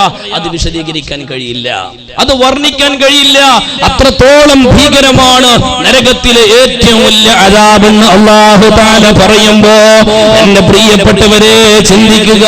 നിസ്കാരമില്ലാതെ, നോമ്പനുഷ്ഠിക്കാതെ, സൽക്കർമ്മങ്ങൾ ചെയ്യാതെ, ഗീബത്ത് പറഞ്ഞ്, നമീമത്ത് പറഞ്ഞ്, ശരീരത്തിലെ സകലമായ അവയവങ്ങളെ കൊണ്ടും എല്ലാ തെറ്റുകളും തമ്മാടിത്തരങ്ങളും താണ്ടോന്നിത്തരങ്ങളും ചെയ്തുകൊണ്ട് ജീവിക്കുമ്പോ അല്ലാഹുവിന്റെ റസൂൽ സല്ലല്ലാഹു അലൈഹി വസല്ലമ തങ്ങൾ പറഞ്ഞില്ലേ, മനുഷ്യന്റെ വിരൽത്തുമ്പ് വ്യഭിചരിക്കുന്ന ഒരു കാലഘട്ടം വന്നാൽ മനുഷ്യന്റെ കണ്ണ് വ്യഭിചരിക്കും, നിന്റെ കണ്ണ് വ്യഭിചരിക്കും, നിന്റെ കാത് വ്യഭിചരിക്കും, നിന്റെ നാവ് വ്യഭിചരിക്കും, നിന്റെ കൈ വ്യഭിചരിക്കും, നിന്റെ കാല് വ്യഭിചരിക്കും, നിന്റെ ഖൽബ് പോലും സദാസമയം വ്യഭിചരിച്ചു കൊണ്ടിരിക്കുമടാ. അങ്ങനെ വ്യഭിചാരം ശക്തമായിട്ട് മനുഷ്യന്റെ വിരൽത്തുമ്പ് പോലും വ്യഭിചരിക്കുന്ന ഒരു കാലഘട്ടം വരുന്നതാണ്. ചിന്തിച്ചോ ചെറുപ്പക്കാരെ, ചെറുപ്പക്കാരികളെ, വാട്സപ്പിന്റെയും ഫേസ്ബുക്കിന്റെയും ലോകത്ത് ജീവിക്കുന്നവര്, അല്ലാഹുവിന്റെ മുത്ത് റസൂലുള്ളാഹി പറഞ്ഞത് വിരൽ വ്യഭിചരിക്കുമെന്നല്ല, വിരൽ തുമ്പ് വ്യഭിചരിക്കുമെന്നാണ്. ഏതാണ് ആ വിരൽ തുമ്പിന്റെ വ്യഭിചാരമെന്നറിയോ? എന്റെ ചെറുപ്പക്കാരാ, ഒരു അന്യ പെണ്ണിനോട്, എന്റെ പൊന്നുമോളെ, ഒരു അന്യാണിനോട് നീ നടത്തുന്ന വാട്സപ്പ് ചാറ്റിംഗ് ഇല്ല മോളെ, ഫേസ്ബുക്ക് ചാറ്റിംഗ് ഇല്ല, സോഷ്യൽ നെറ്റ്വർക്കിന്റെ ലോകത്ത് നിന്റെ വിരൽത്തുമ്പ് ഉപയോഗിച്ച് ഏതൊക്കെ ഹറാമ് നീ കാണുന്നുണ്ടെങ്കിലോ, ഏതൊക്കെ പെണ്ണിനോട് നീ ചാറ്റ് ചെയ്യുന്നുണ്ടെങ്കിലോ, ഏതൊക്കെ ആണിനോട് നീ ഹറാമായ ചാറ്റിങ്ങിലൂടെ ബന്ധം സ്ഥാപിക്കുന്നുണ്ടെങ്കിലോ, എന്റെ പൊന്നു പെങ്ങളെ, ചെറുപ്പക്കാരാ, കൂട്ടുകാരാ, എന്റെ വിരൽത്തുമ്പ് ചലിച്ചിട്ടുണ്ടാകുന്ന വീഴുന്ന ഓരോ അക്ഷരങ്ങളുണ്ടല്ലോ, ഓരോ അക്ഷരങ്ങളും വ്യഭിചാരമാണ് മോനെ. അല്ലാഹുവിന്റെ റസൂല് പഠിപ്പിച്ചത് വിരൽത്തുമ്പ് വ്യഭിചരിക്കുമെന്നാണടാ. കണ്ണുകൊണ്ട് എത്ര വ്യഭിചാരമാ ലോകത്ത് നടക്കുന്നത്. മൊബൈലിലാവട്ടെ, കമ്പ്യൂട്ടറിലാവട്ടെ, ടിവിയിലാവട്ടെ, ഐപാഡിലാവട്ടെ, ഏതൊക്കെ സ്ക്രീനിന്റെ മാധ്യമങ്ങൾ ഉപയോഗിച്ച് ഹറാമ് കാണുന്നുണ്ടോ, എത്രയോ ഹറാമ് കേൾക്കുന്നുണ്ടോ, അത് മുഴുവനും വ്യഭിചാരമാണ്, അത് മുഴുവനും വ്യഭിചാരമാണ്. ഇങ്ങനെ എല്ലാ അവയവങ്ങളെ കൊണ്ടും എല്ലാ ഹറാമും ചെയ്തുകൊണ്ട് ജീവിക്കുന്ന ആളുകൾ അറിയണേ, അവരെന്നറിയണേ. അല്ലാഹുവിന്റെ പരിശുദ്ധ ഖുർആന് പറയുന്നതെന്ന് കേൾക്കൂ സഹോദരാ. നരകത്തിലേക്ക് ആളുകളെ തളിച്ചു കൊണ്ടുപോകുന്നത് ഈ നിസ്കരിക്കാത്തവന്, നോമ്പനുഷ്ഠിക്കാത്തവന്, വ്യഭിചരിച്ചവന്, മദ്യപിച്ചവന്, ഹറാമ് ഉപയോഗിച്ചവന്, ഹറാമ് ചെയ്തവന്, ഗീബത്ത് പറഞ്ഞവന്, നമീമത്ത് പറഞ്ഞവര്, മറ്റുള്ളവരെ കുറിച്ച് ആരോപണം നടത്തിയവരെ അല്ലാഹു കൊണ്ടുപോകുന്ന രംഗം നോക്കടാ. അല്ലാഹു കൊണ്ടുപോകുന്ന രംഗം നോക്ക്. അല്ലാഹുവിന്റെ പരിശുദ്ധ ഖുർആനാ പറയുന്നത്, വസീഖല്ലദീന കഫറൂ ഇലാ ജഹന്നമ സുമറാ. സത്യനിഷേധികളായ, സത്യത്തിന് എതിര് ചെയ്ത, അല്ലാഹുവിന്റെ കൽപ്പനയ്ക്ക് എതിര് ചെയ്ത, അല്ലാഹു അരുതെന്ന് പറഞ്ഞ കാര്യങ്ങൾ ചെയ്ത, അല്ലാഹു ചെയ്യാൻ പറഞ്ഞ കാര്യങ്ങൾ ചെയ്യാതെ തന്നിഷ്ടപ്രകാരം ജീവിച്ചവരെ അല്ലാഹു നരകത്തിലേക്ക് തെളിച്ചു കൊണ്ടുപോകുന്നത് സുമറാ. കൂട്ടം കൂട്ടമായിട്ട് അല്ലാഹു തെളിച്ചു കൊണ്ടുപോവുകയാണ്. ആട്ടിൻപറ്റത്തെ ആട്ടിടയം തെളിച്ചു കൊണ്ടുപോകുന്ന പോലെ, ആട്ടിൻപറ്റത്തെ ആട്ടിടയം തെളിച്ചു കൊണ്ടുപോകുന്ന പോലെ കൂട്ടം കൂട്ടമായിട്ട് തെളിച്ചു കൊണ്ടുപോവുകയാണ്.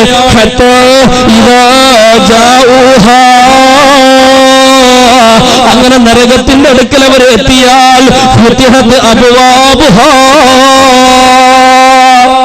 നരകത്തിന്റെ കവാടങ്ങൾ തുറക്കപ്പെടും. നരകത്തിന്റെ അടുത്തെത്തി നരകത്തിന്റെ വാതിലങ്ങൾ തുറക്കും. എന്നിട്ടോ ആ നരകത്തിന്റെ പാറാവുകാരായ ആളുകൾ ഇവരോട് ചോദിക്കുമത്രേ, അലം യഅതികും റസൂലും മിൻകും.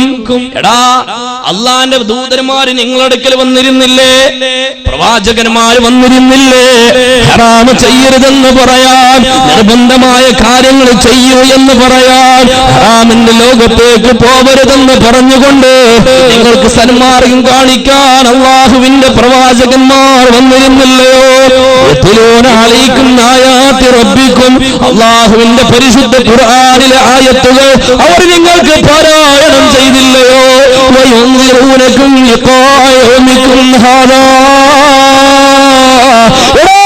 നരകത്തിന്റെ വാതിൽക്കൽ തണുത്ത് വിറങ്ങലിച്ചിട്ട് പേടിച്ച് വിറച്ചിട്ട് ഭയചകിതരായിട്ട് ഈ നരകത്തിന്റെ വാതിൽക്ക് ഇങ്ങനെ വന്നു നിൽക്കേണ്ടി വരുമെന്ന് അവൻ നിങ്ങൾക്ക് മുന്നറിയിപ്പ് തന്നിട്ടില്ലയോ? ഇങ്ങനെ വന്നു നിൽക്കുന്ന ഒരു ദിവസം ഉണ്ടാവുന്നവർ നിങ്ങൾക്ക് വിവരം തന്നിട്ടില്ലേ? കാലു അവര് പറയും, ബലാതെ ഞങ്ങൾക്ക് പ്രവാചകന്മാർ വന്നിട്ടുണ്ട്, ഇതേപോലെ ദിവസം സംഭവിക്കുമെന്ന് പറഞ്ഞിട്ടുണ്ട്. പക്ഷേ ഹഖ്ഖത്ത് കലിമത്തുൽ അദാബി അലൽ കാഫിരീൻ, ഇപ്പോഴാണ് ആ കലിമത്ത് യാഥാർത്ഥ്യമാണെന്ന് അവര് പറഞ്ഞത് സത്യമായിരുന്നു എന്ന് ഇപ്പോഴാണ് അല്ലാഹുവിന്റെ അദാബ് ഇവിടെ സത്യമായി പുലർന്നത്. ഖീലദ്ഖുലൂ അബ്വാബ ജഹന്നമ ഖാലിദീന ഫീഹാ ഫബിഅസ മസ്വൽ മുതകബ്ബിരീൻ. അല്ലാഹു സുബ്ഹാനഹു വ തആല ഈ നരകക്കാരായ ആളുകളോട് പറയുന്നടാ, ദഖുലൂ അബ്വാബ ജഹന്നമ, ഇനി നരകത്തിന്റെ വ്യത്യസ്തങ്ങളായ വിവിധങ്ങളായ കവാടത്തിലൂടെ അകത്തേക്ക് കടന്നോളൂ. ഖാലിദീന ഫീഹാ, ഈ നരകത്തിൽ നിങ്ങൾ ശാശ്വതരാണ്, ഇനി രക്ഷയില്ല. ഫബിഅസ മസ്വൽ മുതകബ്ബിരീൻ, അല്ലാഹു കൽപ്പിച്ച കാര്യങ്ങൾ ചെയ്യാതെ, ഹറാമിൽ നിന്ന് വിട്ടുനിൽക്കാതെ, തമ്മാടിത്തരങ്ങളിൽ നിന്ന് വിട്ടുനിൽക്കാതെ, 5 നേരം നിസ്കരിക്കാതെ എല്ലാ തമ്മാടിത്തരങ്ങളും ചെയ്തവരെ, എന്റെ പൊന്നുപങ്ങളെ, ഇസ്ലാം നിഷ്കർഷിക്കുന്ന മഹിതമായ വേഷം ധരിക്കാതെ പാശ്ചാത്യന്റെ മോശം കെട്ട നാണം കെട്ട വേഷം ധരിച്ചിട്ട് ശരീരപ്രകടനം നടത്തിയ പെങ്ങളെ, അല്ലാഹു പറയുന്നത് എന്തെന്നറിയോ? ഫബിഅസ മസ്വൽ മുതകബ്ബിരീൻ. അഹങ്കാരികളായ ആളുകളെ, ധിക്കാരികളായ ആളുകളെ, നിങ്ങൾക്കുള്ള മടക്ക കേന്ദ്രം എത്ര മോശമാണ്. നോക്കൂ നിങ്ങൾ, ഇനിയാണ് വിഷയം. ഇനി നരകത്തിലേക്ക് ഓരോരുത്തർക്ക് അല്ലാഹു പാസ് കൊടുക്കാണ്. നരകത്തിലേക്ക് അല്ലാഹു പാസ് കൊടുക്കുന്നത് എങ്ങനെയെന്നറിയോ? മഹാനായ റസൂലുള്ളാഹി സ്വല്ലല്ലാഹു അലൈഹി വസല്ലമ തങ്ങൾ പഠിപ്പിക്കുകയാണ്. നരകത്തിലെ കത്തിച്ച് കരിക്കപ്പെട്ട ചെങ്ങലകളിൽ കോർത്ത ശൂലവും പിടിച്ചിട്ടാണ് നരകത്തിന്റെ പാറാവുകാര് നരകത്തിന്റെ വാതിൽക്ക് നിൽക്കുന്നത്. നരകത്തിൽ കത്തിച്ച ചെങ്ങലയിൽ കോർത്ത ശൂലം, ചെങ്ങലയിൽ കോർത്ത ആ അമ്പ്, വലിയ കുന്തം, അതും പിടിച്ചിട്ടാ നരകത്തിന്റെ പാറാവുകാർ നരകത്തിന്റെ വാതിൽക്ക് നിൽക്കുന്നത്. സുബ്ഹാനല്ലാഹ്. എന്തിനാന്നറിയോ? ആ നരകത്തിലേക്ക് കടക്കുന്ന ആളുകൾക്ക് ഒന്നാമതായിട്ട് അല്ലാഹു കൊടുക്കുന്നതാണ്. എന്റെ പ്രിയപ്പെട്ട മുഅ്മിനേ, നരകത്തിന്റെ കവാടത്തിലൂടെ അങ്ങ് കടക്കുമ്പോ ഈ ചെങ്ങലയിൽ കോർത്ത ശൂലമുണ്ടല്ലോ, അത് നരകത്തിലേക്ക് വരുന്നവന്റെ വായിലൂടെ അങ്ങ് കടത്തിയിട്ട് അവന്റെ പിന്തുവാരത്തിലൂടെ സബാനിയാക്കളായ മലക്കുകൾ അതങ്ങ് ഊരിയെടുക്കുകയാണ്. സുബ്ഹാനല്ലാഹ്. ശൂലമങ്ങവന്റെ വായിലൂടെ കുത്തിയിറക്കിയിട്ട് അവന്റെ പിന്തുവാരത്തിലൂടെ വലിച്ചൂരിയെടുക്കുമ്പോ ആ നരകത്തിലെ ആളുകൾ അതാ അത് കാണുന്നവർ പോലും അട്ടഹസിക്കുകയാണ്. അത് കാണുന്ന ആളുകൾ പോലും അട്ടഹസിക്കുകയാണ്. കാണുന്നവർ വരെ അട്ടഹസിക്കും ആ ഭീകരമായ രംഗം കാണുമ്പോ. മാത്രമല്ല, സുബ്ഹാന ജല്ല ജലാലുഹു, അവരങ്ങ് അകത്തേക്ക് കിടക്കുന്ന സമയത്ത് അവരെ മുഖമുണ്ടല്ലോ, സുബ്ഹാനല്ലാഹ്, മുഖം കറുകറുത്തവരോ. മുഅ്മിനേ, ചിന്തിക്കെത്ര ഗ്ലാമർ ഉണ്ടായിരുന്നവനാ, എത്ര സൗന്ദര്യം ഉണ്ടായിരുന്നവനാണ്. പക്ഷേ നരകത്തിലേക്ക് അങ്ങ് കൊണ്ടുപോകുമ്പോ, നരകത്തിലേക്ക് കൊണ്ടുപോകുന്ന സമയത്ത് അവന്റെ മുഖം കറുത്തവരോ, അവന്റെ കണ്ണ് മേൽപോട്ട് മറിഞ്ഞ കോലത്തിലാ. മുഅ്മിനേ, കണ്ണിന്റെ കൃഷ്ണമണി കാണാതെ അവന്റെ കണ്ണ് മേലോട്ട് മറിഞ്ഞിരിക്കുകയാണ്. അവന്റെ വായ സീൽ വെച്ച് മൂടുകയാണ്. എന്തിനാണ് അവന്റെ വായ സീല് വെച്ച് മൂടിയിട്ടാണ് ഈ ശൂലം അവന്റെ വായിലൂടെ അകത്തേക്ക് കിടത്തിവിടുന്നത്. മാത്രമല്ല സുബ്ഹാനല്ലാഹ്, ഒരു ദിവസം 70,000 തവണയാണ് അവനെ അല്ലാഹു നരകത്തിലിട്ട് കത്തിക്കുന്നത്. ചിന്തിച്ചോ മുഅ്മിനേ, ഒരു ദിവസം 70,000 തവണ. അതെങ്ങനെയെന്നറിയോ? ഒരു തവണ അവനെ അല്ലാഹു നരകത്തിലിട്ടങ്ങ് കത്തിക്കുമ്പോ തീയിലേക്ക് പിടിച്ച മെഴുകുതിരി പോലെ അവന്റെ ശരീരത്തിൽ നിന്ന് മാംസം മുഴുവനും ഉരുകിയൊലിച്ചു പോകുന്നതാണ്. അവന്റെ ശരീരത്തിൽ നിന്ന് മാംസം മുഴുവനും ഉരുകിയൊലിച്ചു പോവുകയാണ്. അവനൊരു അസ്ഥിപഞ്ജരമായി മാറുകയാണ്. ആലോചിക്കുക മുമ്പിനെ, ഒരു മെഴുകുതിരി നല്ല കത്തിയാളുന്ന തീയിലേക്ക് പിടിക്കുക, സെക്കൻഡ് കൊണ്ട് ആ മെഴുകുതിരി ഒഴുകി ഒലിച്ചു പോയിട്ട് അതിന്റെ നൂല് മാത്രം ശേഷിക്കുകയാണ്. എന്ന പോലെ ഈ മനുഷ്യനതാ അസ്ഥിപഞ്ജരമായി മാറുന്നു. അവന്റെ ശരീരം മുഴുവനും ഉരുകി ഒലിച്ചു പോകുന്നു. എന്നാൽ അവിടെ അവസാനിക്കുമോ? ഒരു തവണ അങ്ങ് ഉരുകി ഒലിച്ച് തീർന്നാൽ തീരുന്നില്ല. പരിശുദ്ധ ഖുർആൻ പരിചയപ്പെടുത്തുന്നു, കുല്ലമാ നളിജത് ജുലൂദും ബദ്ദൽനാഹും ജുലൂദൻ ഗൈറഹാ. ഒരു തവണ അവന്റെ തൊലിയും മാംസവും മുഴുവൻ ഉരുകി ഒലിച്ചു പോയാൽ, കുല്ലമാ നളിജത് ജുലൂദുഹും, അവരെ തൊലിയും മാംസവും മുഴുവനും ഉരുകി ഒലിച്ചു പോയാൽ, ബദ്ദൽനാഹും ജുലൂദൻ ഗൈറഹാ, സെക്കൻഡുകളെ കൊണ്ട് അവിടെ പുതിയ തൊലി വരികയാണ്, പുതിയ മാംസം വരികയാണ്. മുഅ്മിനേ, പൊന്നു പെങ്ങളെ ചിന്തിക്കുക, എന്റെ പൊന്നു പെങ്ങളെ സഹോദരാ,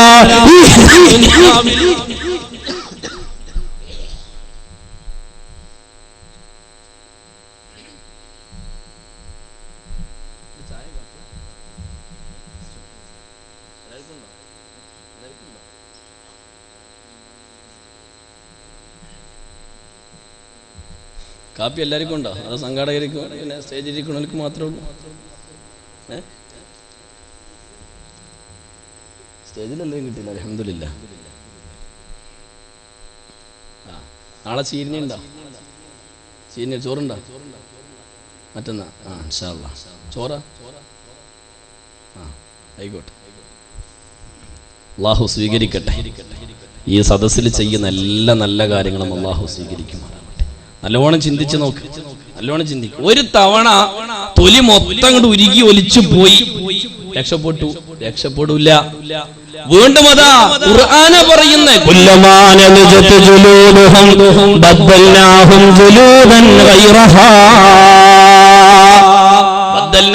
ജുലൂദൻ ഗൈറഹാ, അവന്റെ തൊലി അല്ലാഹു അതാ പുതിയ തൊലി കൊടുക്കുന്നു, പുതിയ മാംസം കൊടുക്കുന്നു.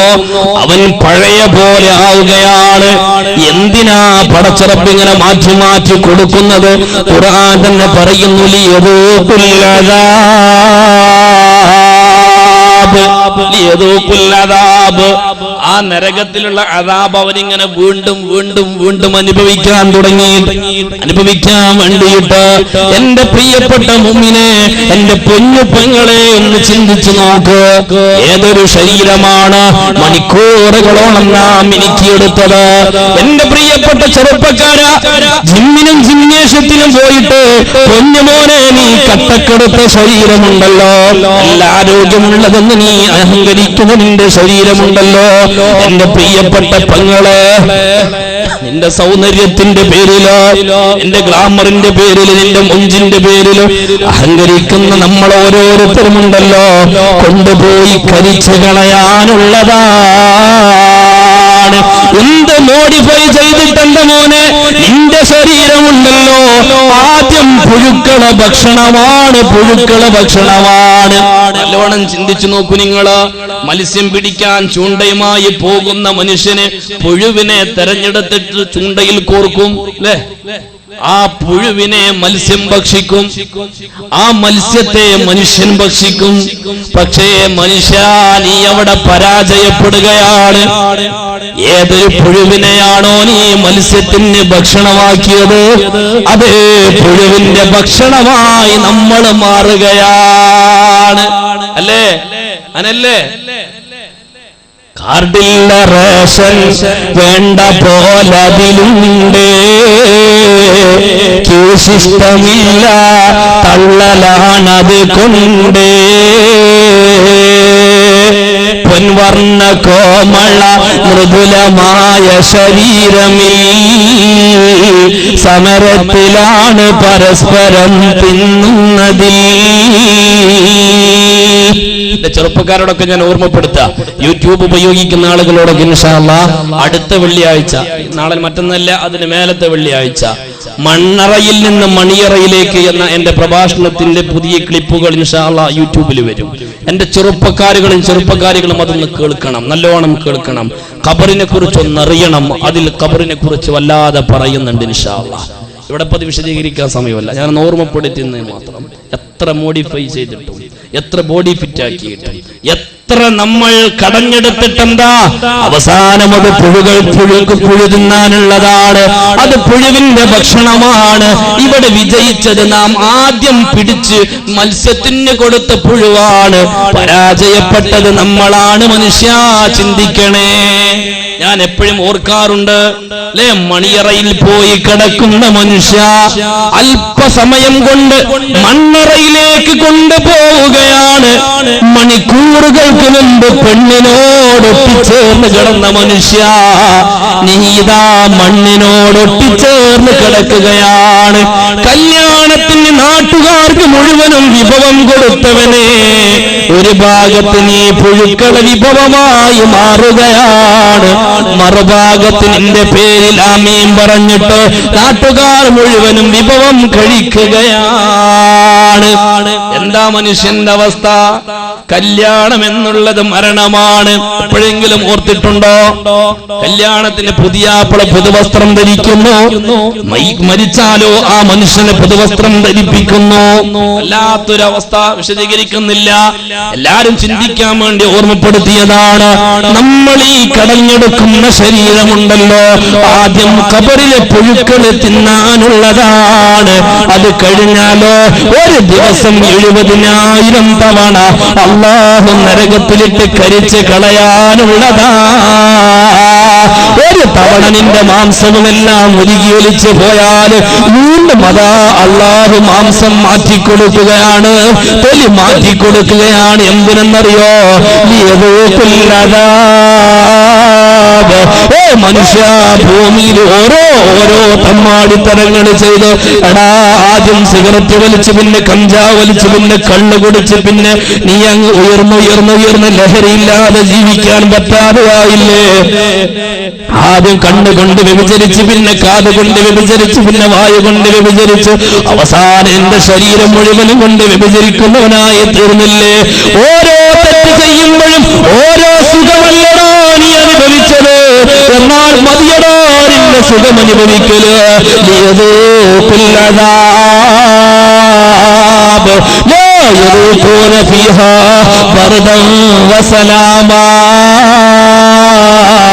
കത്തിയാളുന്ന നരകത്തിൽ അവനിക്ക് ശുദ്ധമായ വെള്ളം കിട്ടുകയില്ല, തണുപ്പനുഭവപ്പെടുകയില്ല.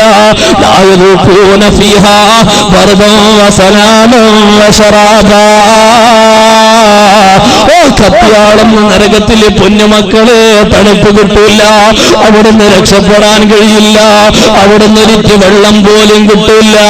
അല്ലാഹു റസൂൽ സല്ലല്ലാഹു അലൈഹി വസല്ലമ തങ്ങൾ പഠിപ്പിക്കുകയാണ്, 1000 കൊല്ലം ഒരിറ്റ് വെള്ളം ലഭിക്കാൻ വേണ്ടിയിട്ട് ദാഹിച്ച് അവശരായിട്ട് 1000 കൊല്ലം പടച്ച റബ്ബിന്റെ മുമ്പിൽ നരകക്കാര് കൈമലർത്തിയിട്ട് പ്രാർത്ഥിക്കുമത്രേ, റബ്ബനാ അർസിൽ അലൈനാ ഗൈഫാ. മഴ കൊണ്ട് റബ്ബേ, അല്ലാഹുവേ മഴ കൊണ്ട് തമ്പുരാനേ, മഴ കൊണ്ട് അല്ലാ. 1000 കൊല്ലം പ്രാർത്ഥിക്കുമ്പോ ഒരു ഒരു ചുവന്ന മേഘമത തലക്ക് മുകളിൽ നിൽക്കുകയാണ്. 1000 കൊല്ലം പ്രാർത്ഥിച്ചു ഒരിറ്റ് വെള്ളം കിട്ടാൻ വേണ്ടിയിട്ട്. അപ്പോഴാണ് ഒരു ചുവന്ന മേഘം തലഭാഗത്ത് പ്രത്യക്ഷപ്പെടുന്നത്. അത് കാണുമ്പോൾ നരകക്കാരായ ആളുകൾ വിചാരിക്കുമത്രേ, അള്ളാഹു പൊരുത്തപ്പെട്ടിരിക്കുന്നു, അള്ളാഹു നമ്മളോട് കരുണ ചെയ്തിരിക്കുന്നു, ഇതാ മഴ വർഷിക്കാൻ പോവുകയാണ്.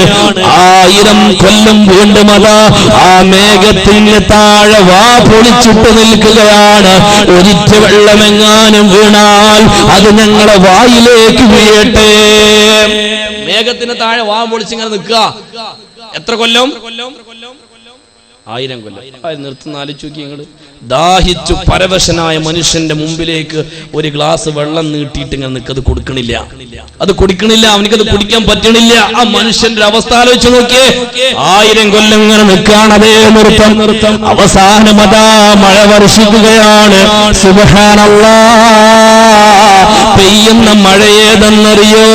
അള്ളാഹുവിന്റെ പരിശുദ്ധ റസൂല് സ്വല്ലല്ലാഹു അലൈഹി വസല്ലമ തങ്ങൾ പഠിപ്പിക്കുന്നു, ആ പെയ്യുന്ന മഴ അതികഠിനമായ വിഷമുള്ള തേളുകളാണ്.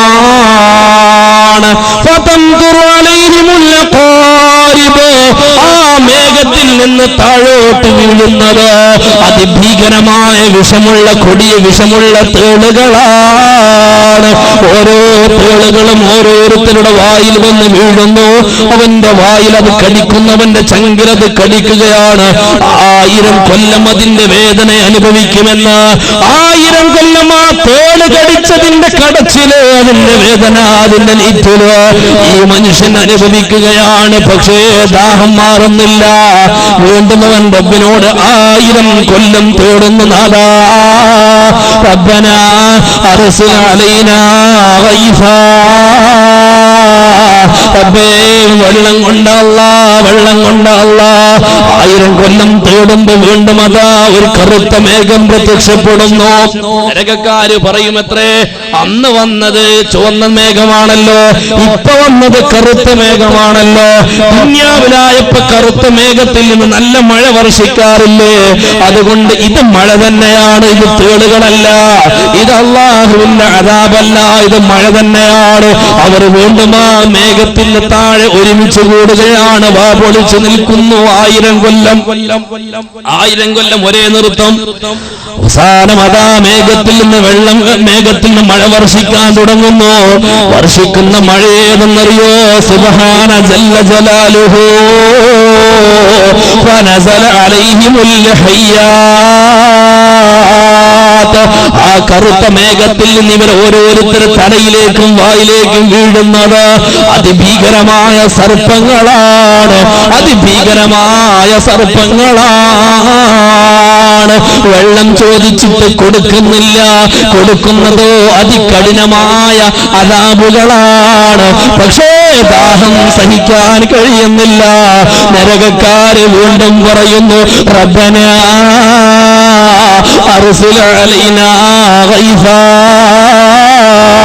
പടച്ചവനെ വെള്ളം കൊണ്ടല്ല, ദാഹം സഹിക്കാൻ കഴിയുന്നില്ല റബ്ബേ, ദാഹം സഹിക്കാൻ കഴിയുന്നില്ല റബ്ബേ. ആ സമയത്തതാ സബാനിയാക്കളായ മലക്കുകളും വെള്ളം കൊണ്ടുവരികയാണ്. തുസ്താ മിൻ ഐനിൻ ആനിയാ. ലോകത്ത് ഏറ്റവും കഠിനമായ ചൂടുള്ള, അതിനോളം ഇനി ചൂട് പറയാനില്ല, ലോകത്തെ ഏറ്റവും കഠിനമായ ചൂടുള്ള സ്റ്റീലിന്റെ പാത്രത്തില് അതികഠിനമായ ചൂടുള്ള പാത്രത്തില് അതാ സബാനിയാക്കളായ മലക്കുകൾ കൊണ്ടുവന്ന് വെള്ളം കൊടുക്കുകയാണ്.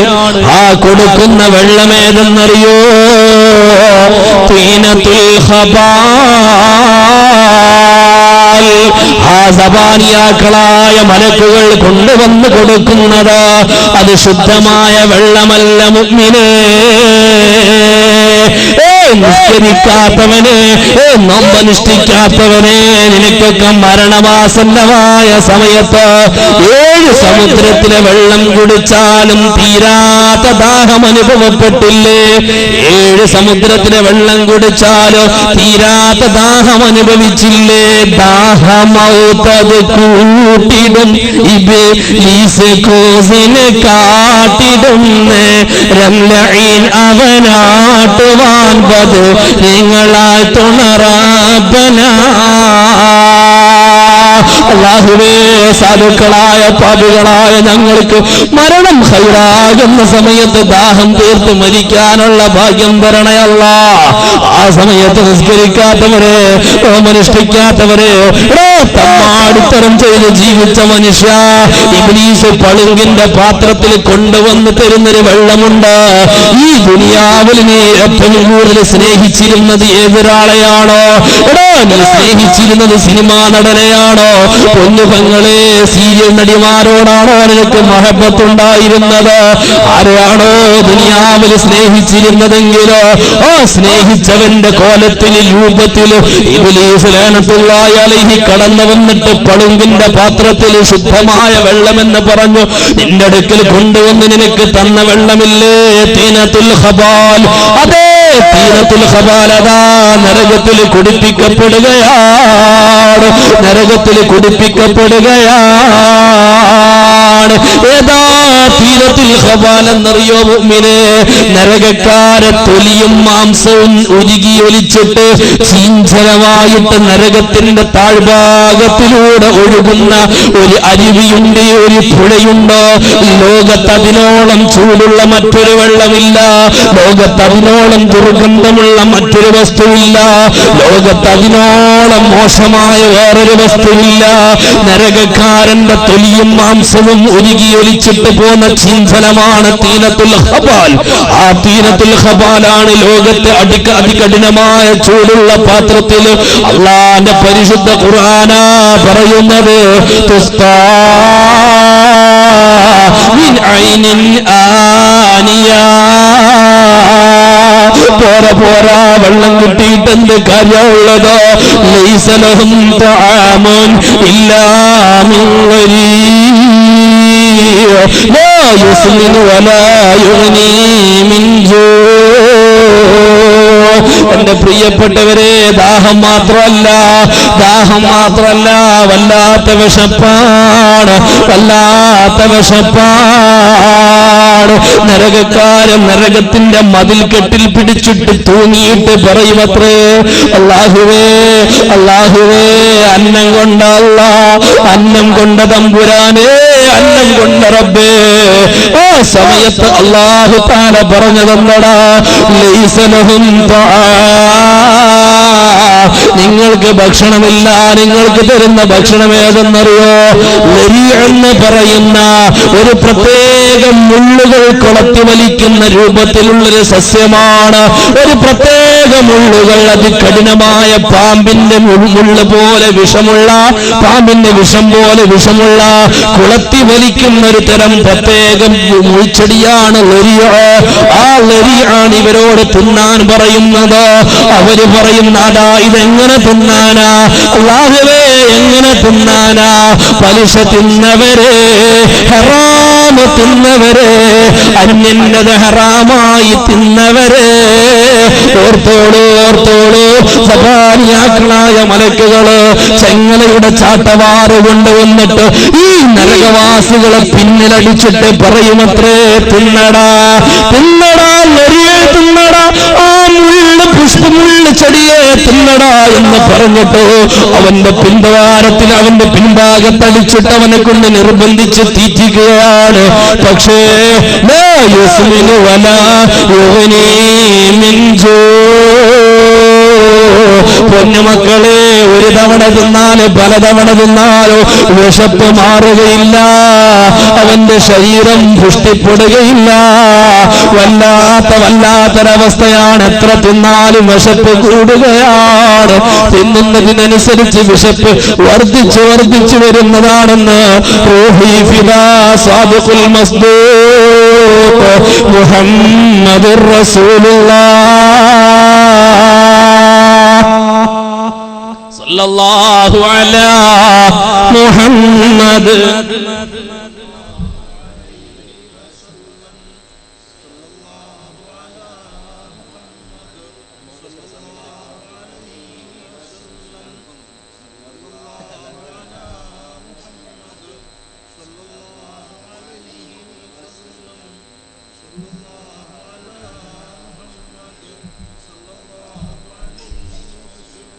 മതിയോ? മതിയോ? നിർത്താനായോ? നിങ്ങൾക്ക് മടുത്തോ? ഉറക്കെ പറയും. മടുത്തോ? മടുത്തിട്ടില്ലല്ലോ. കുറച്ചേരം കൂടെ പറയട്ടെ. എന്താ അറിയാ, മടുത്താലൊരു കുഴപ്പമുണ്ട്. ഇപ്പൊ രക്ഷപ്പെടാൻ മാർഗമുണ്ട്. മൊബൈൽ എടുത്തിട്ട് ഹലോ കേൾക്കണില്ല എന്നറിയില്ല, എനിക്ക് കേൾക്കൂല. കുറച്ചെത്തിയിട്ട് പറയും കേൾക്കണില്ല, പിന്നെയും പറയും കേൾക്കണില്ല. കണ്ണെന്നാണ് പറഞ്ഞ ഒറ്റ പോക്കാണ് പോകും. പിന്നെ നേർച്ചപ്പെട്ടി പൈസ ഇട്ടാ പോലെ അങ്ങോട്ട് കാക്കണ്ട കേട്ടാ. അതുകൊണ്ട് അതിന്റെ അവസ്ഥയൊന്നും ഉണ്ടാകില്ല. ഇരുന്ന് മുഷിയില്ല. അള്ളാഹ് ഉസ്താദ് വരാൻ വേണ്ടിയിട്ട് ഇതുവരെ യാസീനോ തരുന്നു. ഇയാളെ നിർത്തി കിട്ടാൻ വേണ്ടി ഇപ്പൊ ഖത്തോദന്റെ കോലാണല്ലോ പടച്ചോനെ. ആ അവസ്ഥയൊന്നും ഉണ്ടാവില്ല. നമുക്ക് പെട്ടെന്ന് നിർത്താം. ഇനി ആ നരകത്തിലെ ഏഴ് പന്തലുകൾ, നരകത്തിന്റെ 7 തട്ടുകളുണ്ട്. അതും കൂടെ അങ്ങ് പറഞ്ഞിട്ട് നിർത്തിയേക്കാം അല്ലേ? അതും കൂടെ പറഞ്ഞ് നിർത്താം. പക്ഷെ ഒരു കുഴപ്പമുണ്ട്. ആ 7 തട്ടുകൾ പറയാൻ എനിക്ക് 3 ദിവസത്തെ സമയം എടുക്കലുണ്ട്. 7 തട്ടുകൾ വിശദീകരിക്കാൻ 3 ദിവസത്തെ സമയം. കാസർഗോഡ് വാലി എന്നിട്ട് ആദ്യം ഒരു ദിവസം തന്നു ഈ വിഷയം. എന്നിട്ട് പറഞ്ഞു ഉസ്താദേ അത് നമുക്ക് 2 ദിവസം ആക്കണം. ഞാൻ പറഞ്ഞു 2 ദിവസം പോലെ മക്കളെ 3 ദിവസം വേണം. അവസാനം 3 ദിവസം പോയിട്ട് 3-ാമത്തെ ദിവസം ഞാൻ അവിടെ നിന്ന് പോകുന്നത്. എൻ്റെ ഭാര്യ പറഞ്ഞു അല്ല ഞാൻ കരുതി നിങ്ങളവിടെ പെണ്ണെട്ടി കൂടിയെന്ന്. കാരണം ഒരൊറ്റ പോകണം പോയിട്ട് പിന്നീട് കാണുന്നില്ല. കുറച്ചുകൂടെ പറയട്ടെ? സമ്മതല്ലേ? സമ്മതല്ലേ? അള്ളാഹു സ്വീകരിക്കട്ടെ. ഈ പറഞ്ഞത് കൊണ്ട് നാളെ എന്താ നേട്ടം ഉണ്ടാവുക? നാളെ എന്താ നേട്ടം ഉണ്ടാവുക? എന്തെങ്കിലും മാറ്റം നമ്മുടെ ജീവിതത്തിൽ വേണം. ഇന്ന് ഞാൻ ഇങ്ങോട്ട് വരുമ്പോൾ എനിക്ക് ഏറ്റവും വലിയൊരു സന്തോഷം തോന്നിയത് എന്തെന്നറിയാം. ഇങ്ങോട്ട് വരുന്ന സമയത്ത് മിനിഞ്ഞാന്ന് പരിപാടിക്ക് പോയത് മക്കരപ്പറമ്പിലായിരുന്നു. അവിടുന്ന് കുടുംബജീവിതം, അകലുന്ന ബന്ധങ്ങളും അന്യമാകുന്ന ബാധ്യതകളും എന്നതിന് വിഷയം. അപ്പൊ അവിടുന്ന് സംഘാടകരെ വിളിച്ചിട്ട് പറയാം ഉസ്താദ് 20ഓളം കൊല്ലമായിട്ട് മിണ്ടാതെ നടന്ന 3 കുടുംബങ്ങൾ ഇന്നലെ മസ്ലഹത്തിലായി. ഉസ്താദിന്റെ വയല് കേട്ടപ്പോൾ ഇന്നലെ 3 കുടുംബങ്ങൾ ഖത്തീബ് ഉസ്താദിന്റെ അടുത്ത് വന്ന് പരസ്പരം തെറ്റും മര്യാദയൊക്കെ പറഞ്ഞ് പൊരുത്തപ്പെടിച്ച് തോളോട് തോള് ചേർന്ന് സന്തോഷത്തോടെ പോയി.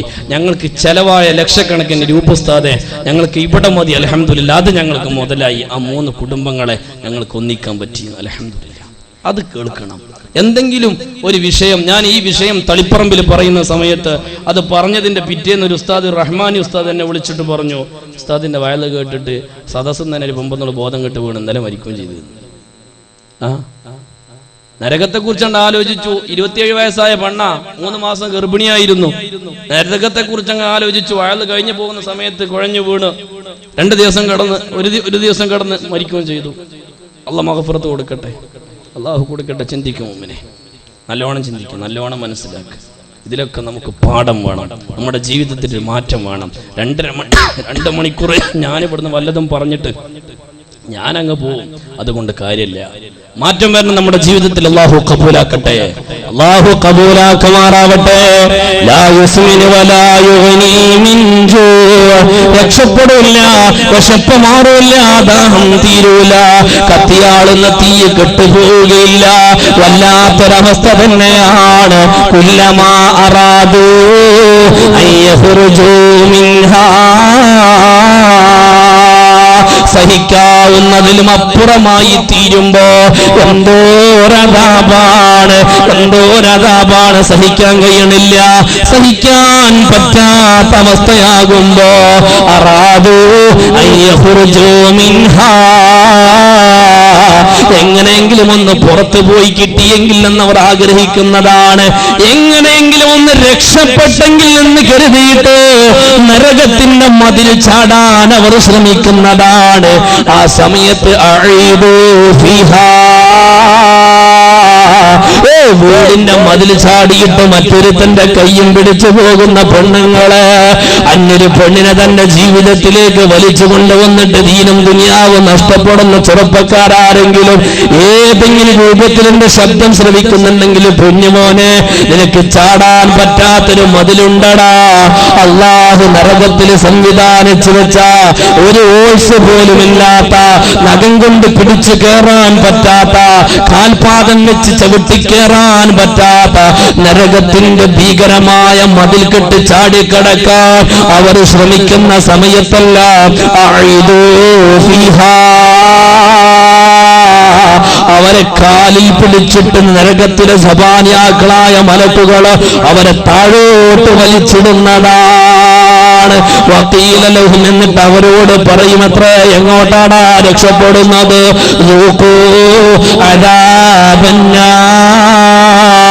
നീ അങ്ങനെ ചാടിപ്പോവാൻ പറ്റുമോ? നീ അങ്ങനെ രക്ഷപ്പെടാൻ പറ്റുമോ? നോക്കൂ, രുചിച്ചു നോക്കടാ, അനുഭവിക്കടാ. അദാബന്നാർ, നരകത്തിലെ അദാബ് അനുഭവിക്കുക. അല്ലതീ, എങ്ങനത്തെ അദാബ് എന്നറിയോ? കുന്തും ബിഹി തുകദ്ദിബൂൻ, കള്ളു കുടിക്കല് ഹറാമാണെന്ന് പറഞ്ഞപ്പോ പരിഹസിച്ചു തള്ളിയില്ലേ? വ്യഭിചാരം പാടില്ലെന്ന് പറഞ്ഞപ്പോ പുച്ഛിച്ചു തള്ളിയില്ലേ? പണ്ഡിതന്മാര് സത്യം തുറന്ന് പറയുമ്പോ പണ്ഡിതന്മാരോട് പുച്ഛമായിരുന്നു. അരുത് മോളെ എന്ന് പറയുന്നവരോട് വല്ലാത്ത വെറുപ്പായിരുന്നു. സത്യം തുറന്ന് പറയുന്ന പണ്ഡിത വേഷം ധരിച്ചവരെ കാണുമ്പോൾ ലജ്ജയായിരുന്നു. എന്നാൽ അനുഭവിച്ചോളൂ. അല്ലദീ കുന്തും ബിഹി തുകല്ലിബൂൻ, എടാ ഇനി അനുഭവിക്കുക. അല്ലാഹു തന്ന ഈ ഭീകരമായ അദാബുകൾ ഓരോന്ന് അനുഭവിച്ചോളൂ എന്ന് ആ നരകക്കാരോട് സബാനിയാക്കളായ മലക്കുകൾ വിളിച്ചു പറയുമ്പോ ഒരു രക്ഷയുമില്ലെന്ന് കാണുമ്പോ ഫയദഊന മാലികാ ويتضرعون ويصيحون, ഓടി രക്ഷപ്പെടാനും കഴിയില്ല എന്ന് ബോധ്യമാകുമ്പോ ഒരു നിലക്കും ഇനി ഇതിന്റെ അകത്ത് നിന്ന് രക്ഷപ്പെടാൻ കഴിയില്ലെന്നറിയുമ്പോ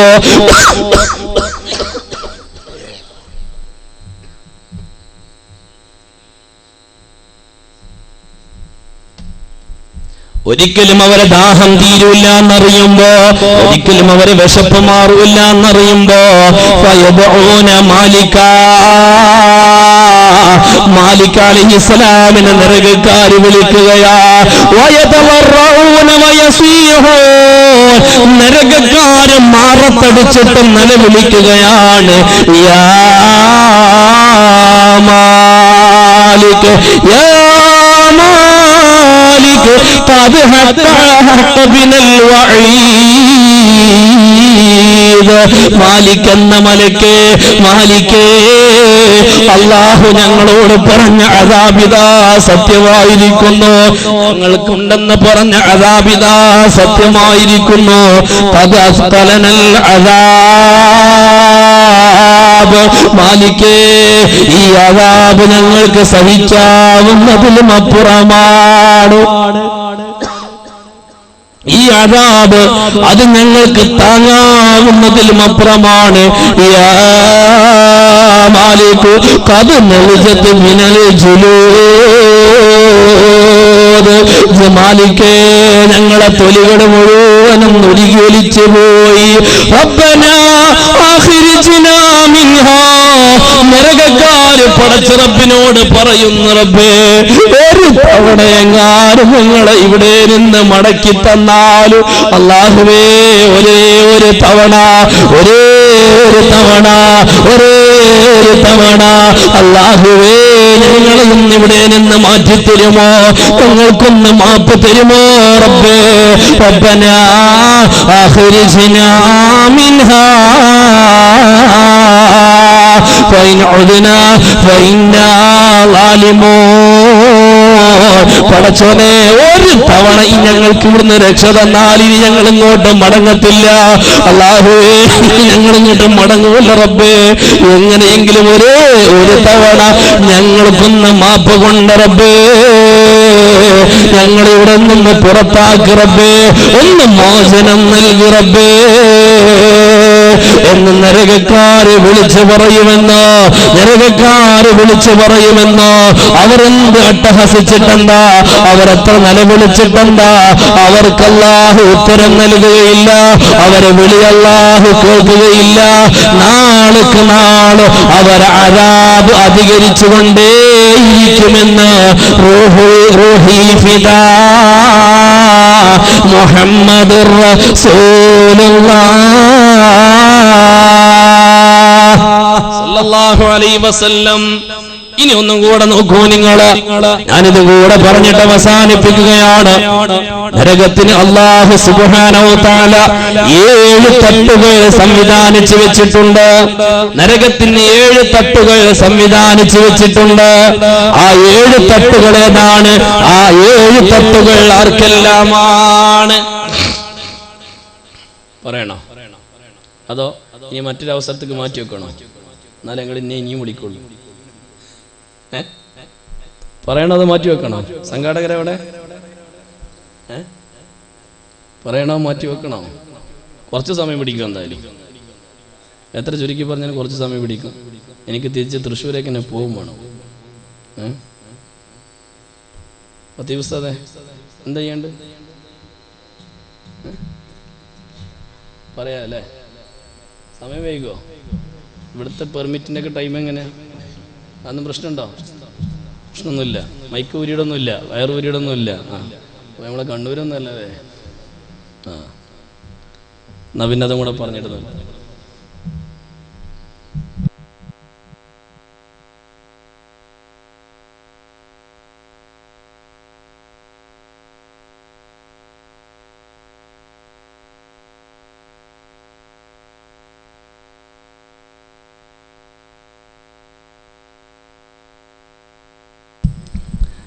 ആ 7 കാര്യങ്ങൾ, 7 നരകവും അത് ആർക്കാന്നുള്ളത് ഞാൻ പെട്ടെന്ന് പറഞ്ഞിട്ട് നിർത്താം. പെട്ടെന്ന് പറയാം. പക്ഷേ ഒരു കണ്ടീഷൻ ഉണ്ട്. നിങ്ങളെല്ലാവരും ഒരു സംഖ്യ മനസ്സിൽ കരുതണം ആ മദ്രസയുടെ സ്ഥലം എടുക്കാൻ വേണ്ടിയിട്ട്. ഇപ്പൊ കരുതിയ മതി മനസ്സിൽ. പിന്നീട് അതുമായി ബന്ധപ്പെട്ട് സംഘാടകർ നിങ്ങളെ സമീപിക്കുമ്പോഴാണ്, കമ്മിറ്റിക്കാർ നിങ്ങളെ സമീപിക്കുമ്പോൾ അതിൻ്റെ പൈസ കൊടുക്കേണ്ടത്. അപ്പൊ നിങ്ങളൊരു സംഖ്യ മനസ്സിൽ കരുതുക. ഞാൻ 3 കാര്യങ്ങൾ പറയുന്നു. ഒന്ന് 11,111, 5 1, പിന്നെ 6,666, 4,444. ഈ 3 സംഖ്യകളിൽ ഏതെങ്കിലും ഒരു സംഖ്യ എൻ്റെ പ്രിയപ്പെട്ടവർ മനസ്സിൽ കരുതുക. ഞാൻ ആദ്യം പറയുന്നത്, എനിക്ക് കൂടുതൽ പിരിക്കാനെന്നറിയില്ല. ഞാനിങ്ങനെ ചോദിക്കും, നിങ്ങൾ തന്ന വാങ്ങും, നിങ്ങൾ തന്ന വാങ്ങാനല്ലാണ്ട് ഞാൻ ആര് വിളിച്ചാലും ആദ്യം പറയുന്നൊരു സംഗതിയുണ്ട്, പിരിവ് ഉദ്ദേശിച്ചിട്ടാണ് എന്നെ വിളിക്കേണ്ടത്. കഴിയൂല, പിരിക്കാൻ കഴിയൂല. അതൊക്കെ ബാക്കി ഉസ്താദന്മാരുടെ ഡ്യൂട്ടിയാ, പിരിവുണ്ടാക്കലൊക്കെ നമ്മളെ കൊണ്ട് കഴിയൂല. അത് നിങ്ങളോട് ചോദിക്കും, തന്നാൽ അൽഹംദുലില്ലാഹ്. 11,111, 6,666, 4,444.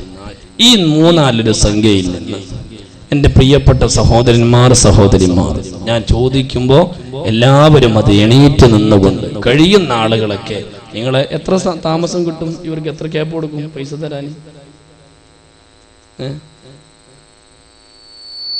3 മാസം? മാസം അതോ ആഴ്ച? 2 മാസം അല്ലേ? ഇൻഷാ അല്ലാഹ് 2 മാസത്തിന്റെ ഉള്ളിൽ കൊടുത്താൽ മതി.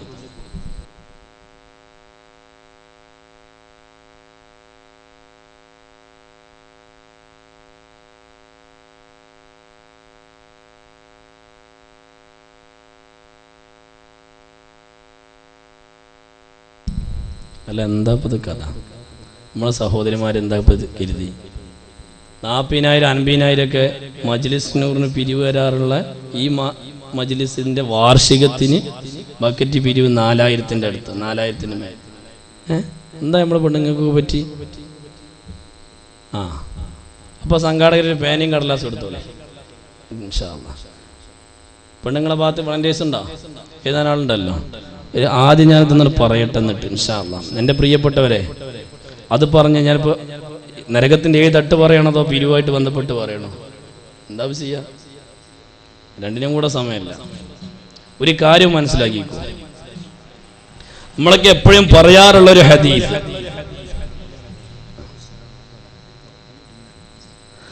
സല്ലല്ലാഹു അലാ മുഹമ്മദ് ഉറക്കെ സ്വലാത്ത് ചൊല്ലാം, ഉറക്കെ ചൊല്ല്, സല്ലല്ലാഹു അലാ മുഹമ്മദ് സല്ലല്ലാഹു അലൈഹി വസല്ലം. അല്ലാഹുവേ, ഈ പരിശുദ്ധമായ സദസ്സിലേക്ക് പൊന്നു ചോദിച്ചപ്പോഴാ പൊന്നു തന്നിരിക്കുന്നു, നീ കബൂലാക്കണേ അല്ലാഹുവേ. ഈ പൊന്നു തന്നത് ആരെന്തുദ്ദേശം വെച്ചാണെന്ന് അല്ലാഹുവായ നാദാനിനക്കറിയാമല്ലോ റബ്ബേ. അല്ലാഹുവേ, ഈ പൊന്നു തന്നവരവരെ പൊന്നുമക്കളെ, അവരെ കൂട്ടുകുടുംബത്തെ, അവരെ ഇണകളെ, മാതാപിതാക്കളെ, ബന്ധപ്പെട്ടവരെ ഒരാളെയും നരകത്തിന്റെ വക്താക്കളാക്കല്ല റബ്ബേ, നരകത്തിന്റെ അവകാശികളാക്കല്ല റഹ്മാനെ. അപകടങ്ങളിലും അപകട മരണങ്ങളിലും പെടുത്തല്ലേ അല്ലാഹുവേ. ഇത് തന്നവരെയും ഇതുമായി ബന്ധപ്പെട്ടവരെയും ക്യാൻസർ കൊണ്ട് പരീക്ഷിക്കല്ല റഹ്മാനെ, ട്യൂമർ കൊണ്ട് പരീക്ഷിക്കല്ല റഹ്മാനെ, ഹാർട്ട് അറ്റാക്ക് കൊണ്ട് പരീക്ഷിക്കല്ല അല്ലാ. മരണശേഷം പോസ്റ്റ്മോർട്ടം ചെയ്യേണ്ട മരണം നൽകല്ലേ റബ്ബേ. നല്ലോണം എന്റെ പ്രിയപ്പെട്ട സഹോദരിമാര് നല്ലോണം പരമാവധി സംഭാവന ചെയ്യും. ഈ സദസ്സെന്ന് ഇപ്പോ എല്ലാവർക്കും ഞാൻ ഒരൊറ്റ ഹദീത്ത് പറയാം.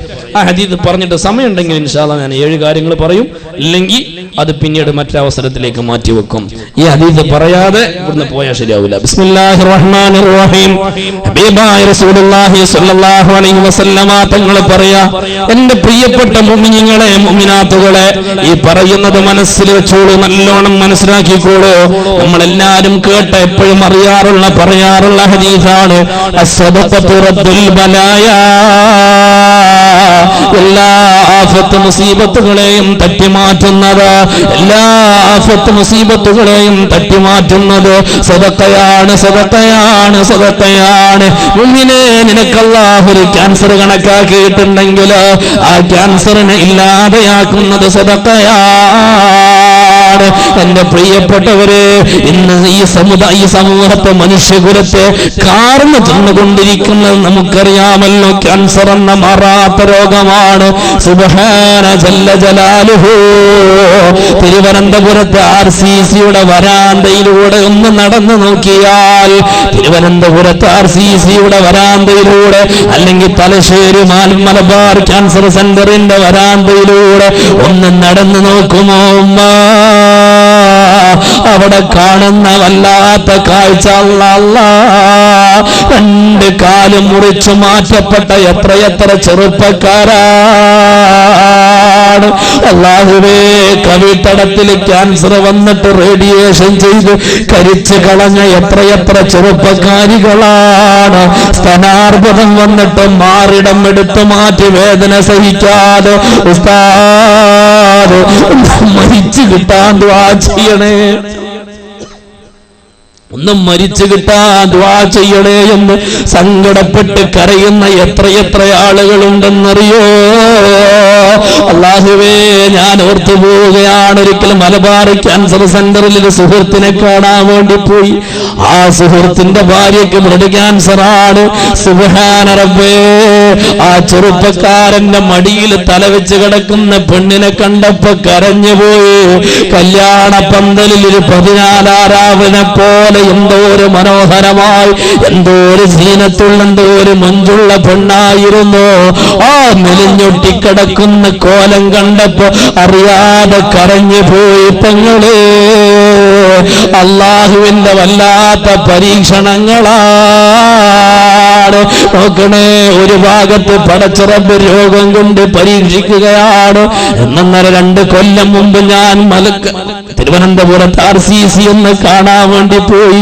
എന്തിനെന്നറിയോ? പടച്ച റബ്ബ് കൊടുത്ത അദാബ് കാണുമ്പോ, അല്ലാഹുവിന്റെ ഭീകരമായ രോഗങ്ങളൊക്കെ കാണുമ്പോ പടച്ച റബ്ബേ, ഇങ്ങനത്തെ ഒരവസ്ഥ എനിക്ക് തന്നില്ലല്ലോ എന്ന് ബോധം വരാൻ വേണ്ടിയിട്ട് ഞങ്ങൾ 6-7 ഉസ്താദുമാര് കൂടിയിട്ട് പോകുമ്പോ അല്ലാഹുവേ, കുട്ടികളെ വാർഡിന്റെ വരാന്തയിലൂടെ കടന്നു ചെല്ലുമ്പോ പൊന്നാര മക്കളെ മാറത്തേക്ക് ചേർത്ത് പിടിച്ചിട്ട് വാവിട്ട് കരയുന്ന ഉമ്മമാരാണ്. ഉസ്താദേ, എന്റെ മോനിന് 7 ദിവസേ ആയുസുള്ളൂ, എന്റെ മോന് 1 മാസമേ ആയുസുള്ളൂ, എന്റെ കുഞ്ഞിന് 2 ദിവസേ ആയുസുള്ളൂ എന്നും പറഞ്ഞിട്ട് പൊന്നാര മക്കളെ മാറത്തേക്ക് ചേർത്ത് പിടിച്ചിട്ട് കരയുന്ന ഉമ്മമാരെ കണ്ട് അല്ലാഹ് സങ്കടപ്പെട്ട് പോയതല്ല പെങ്ങളെ, ഓർത്തോളൂ. ജനിച്ചിട്ട് 84 ദിവസം മാത്രമായൊരു കുഞ്ഞിന് ക്യാൻസറാ. ജനിച്ചിട്ട് 84 ദിവസം മാത്രമായ കുഞ്ഞിന് ക്യാൻസർ. ആ കുഞ്ഞിനൊരു വെള്ളത്തുണിയിൽ ഇങ്ങനെ പൊതിഞ്ഞിട്ട് കൊണ്ടുവരാ. ആ കുഞ്ഞിന്റെ വയറ്റത്തതാ 1 രൂപ നാണയത്തിന്റെ വട്ടത്തിലൊരു തുള തുളച്ചിരിക്കുന്നു. ആ തുളയിലൂടെ ഒരു പൈപ്പിറക്കുകയാ. എന്തിനെന്നറിയോ? ഉമ്മാന്റെ അമ്മിഞ്ഞ പാല് വലിച്ചു കുടിക്കാറാ കുട്ടിക്ക് കഴിയില്ല, ആ പിഞ്ചു പൈതലിന് കഴിയില്ല. അതുകൊണ്ട് തന്നെ ഉമ്മായുടെ മുലപ്പാല് പാത്രത്തിലേക്ക് പെയ്തെടുത്തിട്ട് ഈ പ്ലാസ്റ്റിക്കിന്റെ കൊയലിലൂടെ അകത്തേക്ക് ഇറക്കി കൊടുക്കുന്ന രംഗം കണ്ട് കരഞ്ഞുപോയി.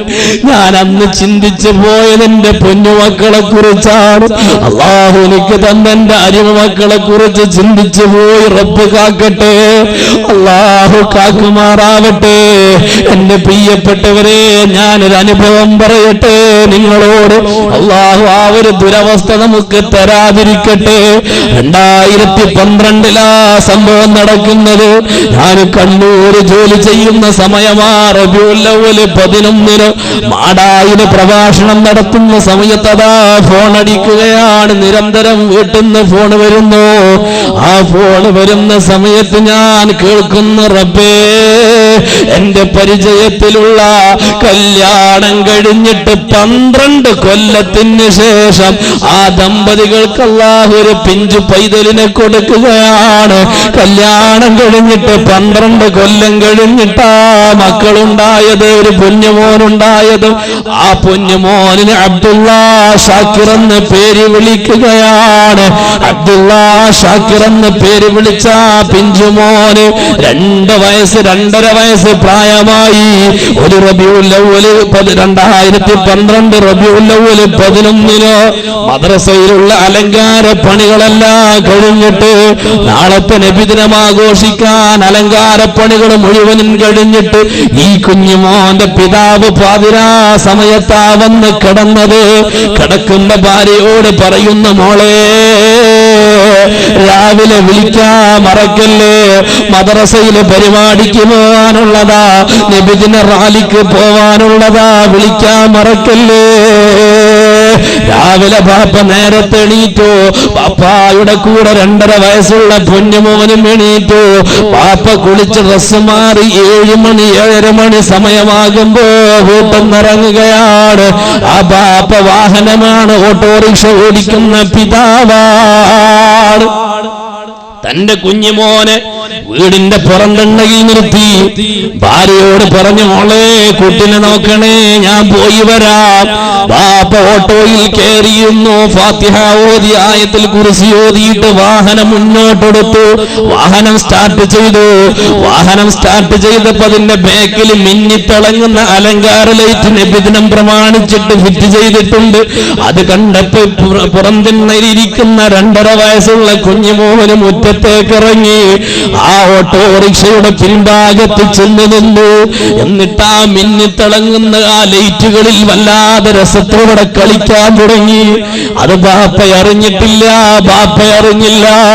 ആ പിതാവ് വാഹനം മുന്നോട്ടെടുത്തു. എന്നിട്ട് റിവേഴ്സ് എടുത്ത് തിരിക്കുന്ന സമയത്ത് എന്തോ വാഹനം തട്ടി നിന്ന പോലെ ആരോ കല്ല് വെച്ചതാണെന്ന് കരുതിയിട്ട് ആ പിതാവ് വാഹനം ബാക്കിലോട്ട് തള്ളി എടുക്കുകയാണ്. സുബ്ഹാനല്ലാഹ്, എന്തേ വാഹനം നീങ്ങാത്തതെന്ന് തലപുറത്തേക്കിട്ട് നോക്കുമ്പോ 2 കുഞ്ഞിക്കാലുകളും നിലത്തിട്ടടിക്കുകയാ. വാഹനത്തിന്റെ ടയർ കയറി നിൽക്കുന്നത് കുഞ്ഞുമോന്റെ മുഖത്താണ്.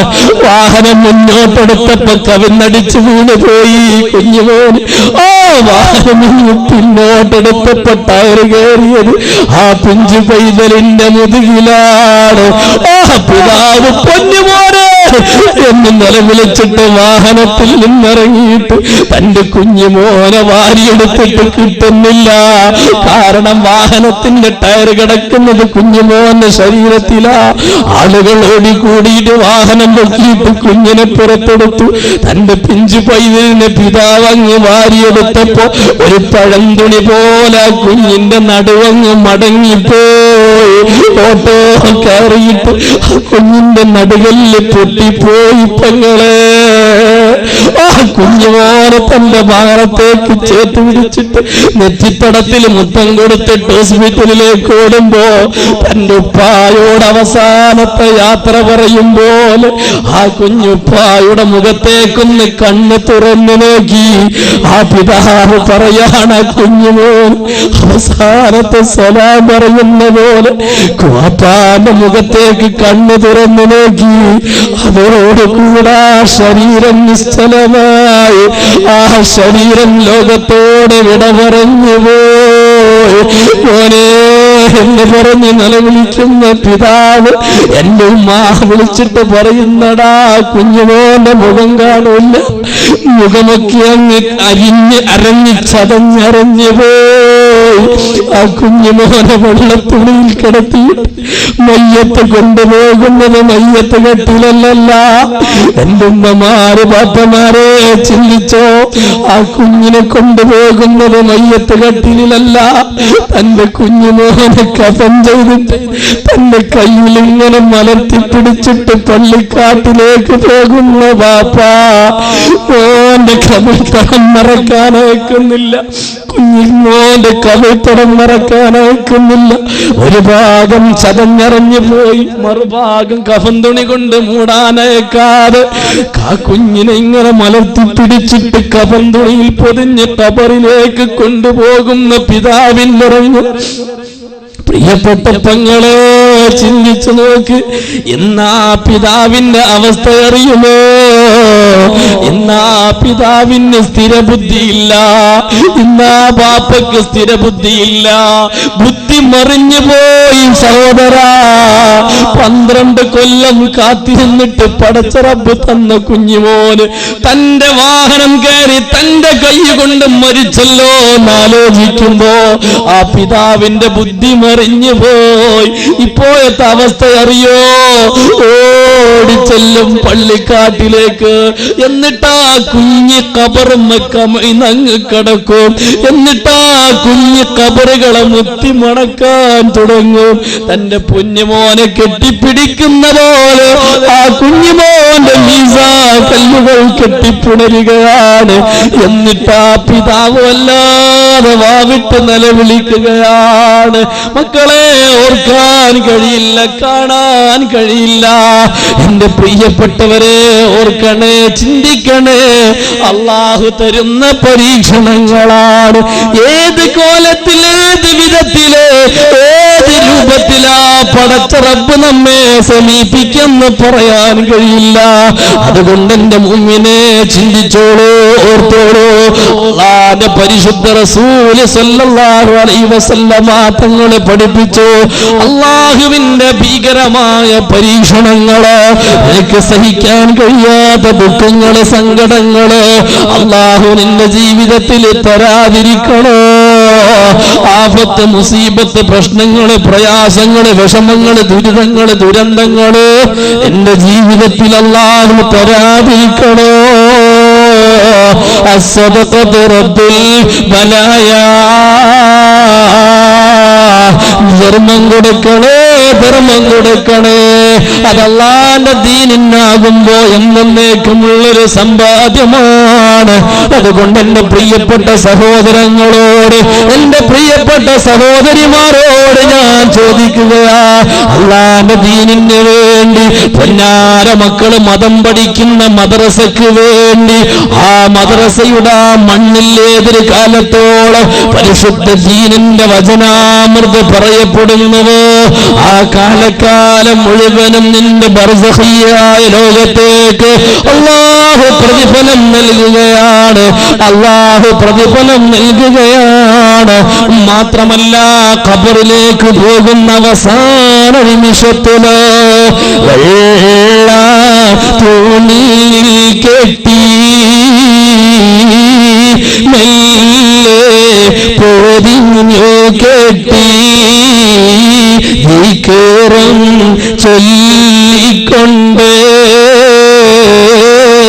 പോണം ഖബറിലേക്ക്.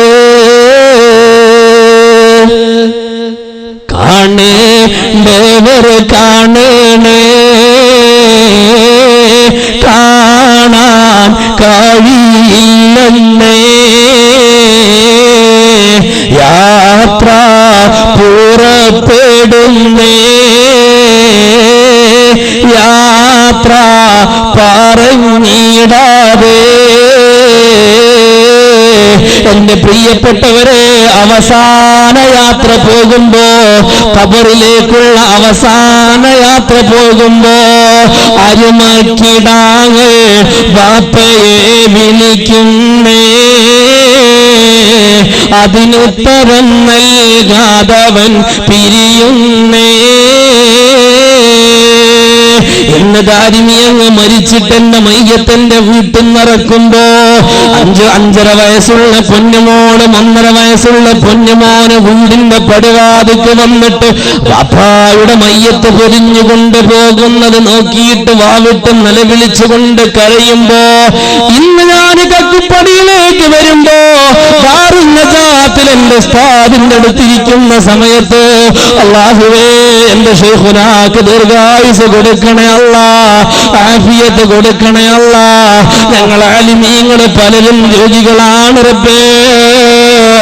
എന്റെ ദീനിന്റെ ഖിദ്മത്തിന് വേണ്ടിയിട്ട് രാവും പകലില്ലാതെ ഓടി നടക്കുന്ന ഞങ്ങളെ ആലിമീങ്ങൾ, ഞങ്ങളെ ഉസ്താദുമാര്, ഞങ്ങളെ സാദാതീങ്ങള് ഇൻഷാ അല്ലാഹ് ഡിസംബർ 18 അതാ അവർ ഈ മണ്ണിലേക്ക് വരികയാ. സമസ്തയുടെ കരുത്തുറ്റ ആലിമീങ്ങൾ ഈ മണ്ണിലേക്ക് വരികയാ. എന്റെ പ്രിയപ്പെട്ടവരെ, അവരെ ദുആക്ക് ആമീൻ പറയാൻ വേണ്ടിയിട്ട് ഡിസംബർ 18 നിങ്ങൾ ഇന്ന് തൊട്ടപ്പുറത്തുള്ള മഹല്ലത്തിലെത്തണേ. ആ മഹാന്മാരൊരു ആമീൻ കിട്ടിയാ ദുനിയാവ് രക്ഷപ്പെട്ടു, ആഖിറം രക്ഷപ്പെട്ടു. അല്ലാഹു ദീർഘായുസ് കൊടുക്കട്ടെ, അല്ലാഹു ആഫിയത്ത് നൽകട്ടെ. ഞാൻ എന്റെ ശൈഖുനായുടെ അടുത്തിരിക്കുന്ന സമയത്തിന്റെ പൊന്നാര മോളി വിളിക്കാ, പാപ്പച്ചി മണ്ണാർക്കാട് വരെ വന്നിട്ട് എന്റെ അടുത്ത് വരാണ്ട് പോവുകയാണോ? വീട്ടിലേക്ക് വരാതെ തൃശ്ശൂരേക്ക് പോയോ? പാപ്പായോടിന് ഞാൻ മിണ്ടൂല എന്ന് പിണങ്ങി പറയുമ്പോ, എന്റെ പ്രിയപ്പെട്ടവരെ, എന്നെ കാത്തിരിക്കുന്ന എന്റെ പൊന്നുമക്കൾ അടുക്കലേക്ക് എന്റെ മയ്യത്ത് കൊണ്ടുപോയാ മയ്യത്ത് വീട്ടിൽ നിന്നിറക്കുമ്പോ അരുമാക്കിടാങ്ങള് ബാപ്പയെ വിളിക്കുന്നേ, അതിനുത്തരം നൽകാതവൻ പിരിയുന്നേ. മക്കളെ കരച്ചിലിന്റെ കണ്ണീരടക്കാതെ, ആ കണ്ണീര് തുടക്കാനില്ലാതെ, മക്കളെയുടെ വിളിക്കുത്തരം കൊടുക്കാതെ ബാപ്പാകുന്നു പോകുമ്പോ, ക്ഷമ വിട്ട ഉമ്മയും പൊന്നു മകനെ എന്നെ കൈവിട്ട് പോയോ കാണലെന്നാ നിന്നെ.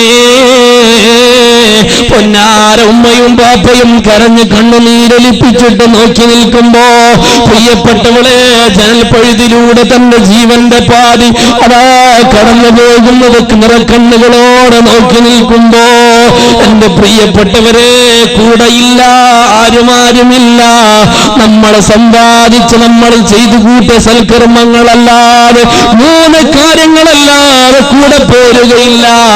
ഒന്നാമത് ജാരിയായ സദഖയാ, അല്ലാഹുവിന്റെ ദീനിന് വേണ്ടി കൊടുക്കുന്ന സദഖ, അല്ലാഹുവിന്റെ പരിശുദ്ധ ദീന് പഠിക്കാൻ വേണ്ടി കൊടുക്കുന്ന സദഖ. രണ്ടാമത് നാഫിയായ ഇൽമാണ്. ബാപ്പമാരെ, ഉമ്മമാരെ, നമുക്ക് പഠിക്കാൻ പറ്റിയില്ല, നമ്മളെ മക്കള് പഠിക്കട്ടെ. ആ മക്കള് പഠിക്കണോ? മദ്രസ വേണോ? നമ്മൾ അല്ലാഹുവിന്റെ ദീനിന് വേണ്ടി ജാരിയായ സദഖ കൊടുക്കണോ? ഓ, ജാരിയായ സദഖ കൊടുത്ത് മദ്രസ പണിതാലുള്ള നേട്ടം എന്തെന്നറിയോ? ഖബറിലേക്ക് കൊണ്ടുപോകുന്ന 3ാമത്തെ സമ്പാദ്യം വലദുൻ സാലിഹുൻ യദ്ഉ ലഹു, അവന് വേണ്ടി പ്രാർത്ഥിക്കുന്ന സാലിഹീങ്ങളായ മക്കള്, പൊന്നുമക്കളെ. നമ്മൾ ജനാസ കൊണ്ടുപോയി പള്ളിയുടെ 1ാമത്തെ സഫിൽ വെച്ചിട്ട് ഖതീബ് ഉസ്താദ് ചോദിക്കുന്ന ഒരു ചോദ്യമുണ്ട്, മയ്യത്ത് നിസ്കാരത്തിന് ആരാ നേതൃത്വം കൊടുക്കുക? നമ്മളെ മക്കള് വന്നിട്ട് പറയണം, ഞാൻ കൊടുക്കാം ഉസ്താദ്, എന്റെ ഉമ്മായുടെ മയ്യത്ത് ഞാൻ നിസ്കരിക്കാം, എന്റെ ബാപ്പായുടെ മയ്യത്ത് നിസ്കാരത്തിന് ഞാൻ നേതൃത്വം നൽകാമെന്ന്. എന്റെ പ്രിയപ്പെട്ടവരെ, SSLC കഴിഞ്ഞിട്ട് ദർസ് പഠനത്തിന് പോകണമെന്ന് ഞാൻ ആഗ്രഹം പറഞ്ഞപ്പോ എന്റെ പിതാവന്ന് ജീവിച്ചിരിപ്പുണ്ടായിരുന്ന സയ്യിദ് മുഹമ്മദ് അലി ശിഹാബ് തങ്ങൾ, അല്ലാഹു മഹാന്റെ ബറക്കത്ത് കൊണ്ട് നമ്മെ രക്ഷപ്പെടുത്തട്ടെ, മഹാനവറുകൾ അടുക്കലേക്ക് എന്നെ കൊണ്ടുപോവുകയാ. എന്നിട്ട് എന്റെ പിതാവ് പറയുന്നു, തങ്ങളെ ഇവന് ദർസ് പഠിക്കണമെന്നാ പറയുന്നത്. ആ സമയത്ത് തങ്ങൾ എന്നോട് ചോദിച്ചു, മോനെന്തിനാ ദർസ് പോകുന്നു? ഞാൻ പറഞ്ഞു, തങ്ങളെ എനിക്ക് മൗലവിയാവണോ, എനിക്ക് ഉസ്താദാവണോ? എന്തിനാ ഉസ്താദാകുന്നത്? എന്റെ ഉപ്പായോട് ചോദിച്ചു, ഇവന് നിങ്ങൾ എന്തിനാ ദർസ് പറഞ്ഞയക്കുന്നത്? എന്റെ ഉപ്പാ പറഞ്ഞു, തങ്ങൾ പാപ്പാ, ഞാൻ മരിച്ചിട്ട് എന്റെ വീടിന്റെ കോലായിൽ എന്റെ മയ്യത്ത് കിടത്തുമ്പോ എന്റെ മയ്യത്തിന്റെ തലഭാഗത്തിരുന്നിട്ട് ഒരു യാസീൻ ഓതി തരാൻ എനിക്കൊരു മോന് വേണ്ടേ. എന്റെ 6 മക്കളിൽ ഒരാൾ എന്റെ മയ്യത്ത് നിസ്കാരത്തിന് നേതൃത്വം കൊടുക്കാറുണ്ട്. അന്ന് പറഞ്ഞപ്പോ മഹാനായ തങ്ങൾ അവറുകൾ എന്റെ പുറത്ത് കൊട്ടിയിട്ട് പറഞ്ഞു, ഇവൻ അല്ലാഹുവിന്റെ ദീന് പറയുന്നോനാ.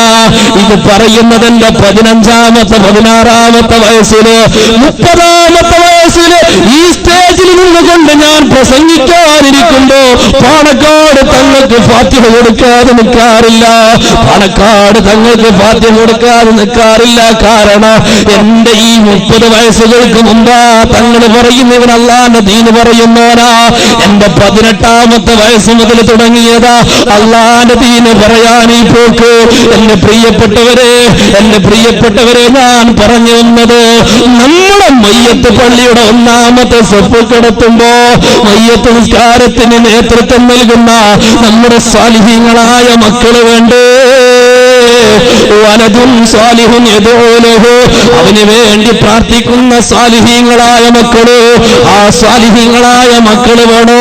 മദ്രസ പഠിച്ച മക്കള് വേണം, മദ്രസയിൽ പഠിച്ച മക്കള് വേണം. ആ മദ്രസയുടെ പഠനം ഇവിടെ പുരോഗതിയോടെ മുന്നോട്ട് പോകണോ? ആ മദ്രസ ഡെവലപ്പാക്കിയേ പറ്റൂ, ആ മദ്രസ വിപുലീകരിച്ചേ പറ്റൂ. അതിന് വേണ്ടിയിട്ടെടുത്ത മണ്ണാണ്. എന്റെ പ്രിയപ്പെട്ട സഹോദരാ, ഈ നാടിന്റെ മതസൗഹാർദ്ദമല്ലേ വിളിച്ചോതിയത്? ഒരു അന്യമതസ്ഥനല്ലേ ഈ പരിശുദ്ധമായ സദസ്സിലേക്ക് മദ്രസ പണിയാൻ വേണ്ടിയിട്ട് ഞാൻ 25,000 തരാമെന്ന് പറഞ്ഞത് എന്തിനാണെന്നറിയോ? എന്റെ അടുത്ത് വന്ന് ഭക്ഷണം കഴിച്ച വീട്ടിൽ വന്നിട്ടാ ഡോക്ടർ വൈദ്യരനോട് പറഞ്ഞതാ, എനിക്ക് വേണ്ടത് എപ്പോഴുള്ളൊരു പ്രാർത്ഥനയാണ്, എപ്പോഴുള്ളൊരു പ്രാർത്ഥനയാ.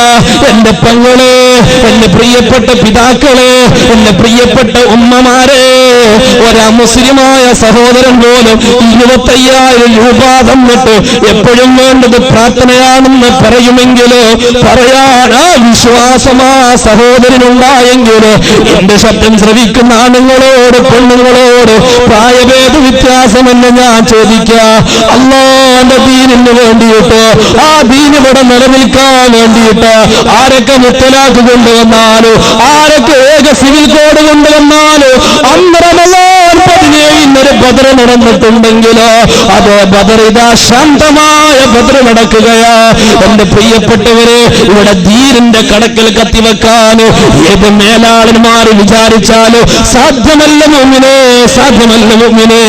എന്റെ പ്രിയപ്പെട്ടവരെ, സത്യം തുറന്നു പറയുന്ന, എന്താണ് മതമെന്നറിയുന്ന, എന്താണ് ദീനെന്നറിയുന്ന, എന്താണ് ത്വലാഖ് എന്നറിയുന്ന, എന്താണ് നിക്കാഹ് എന്നറിയുന്ന, എല്ലാം അറിയുന്ന മക്കള് വേണ്ടേ?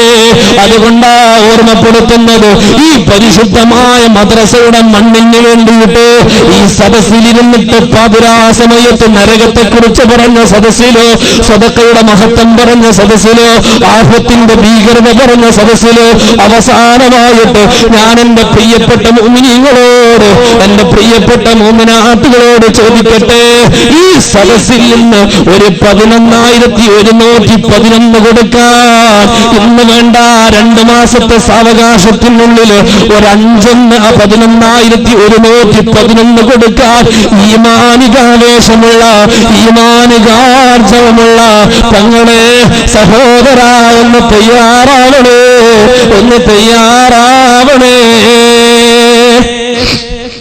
പറ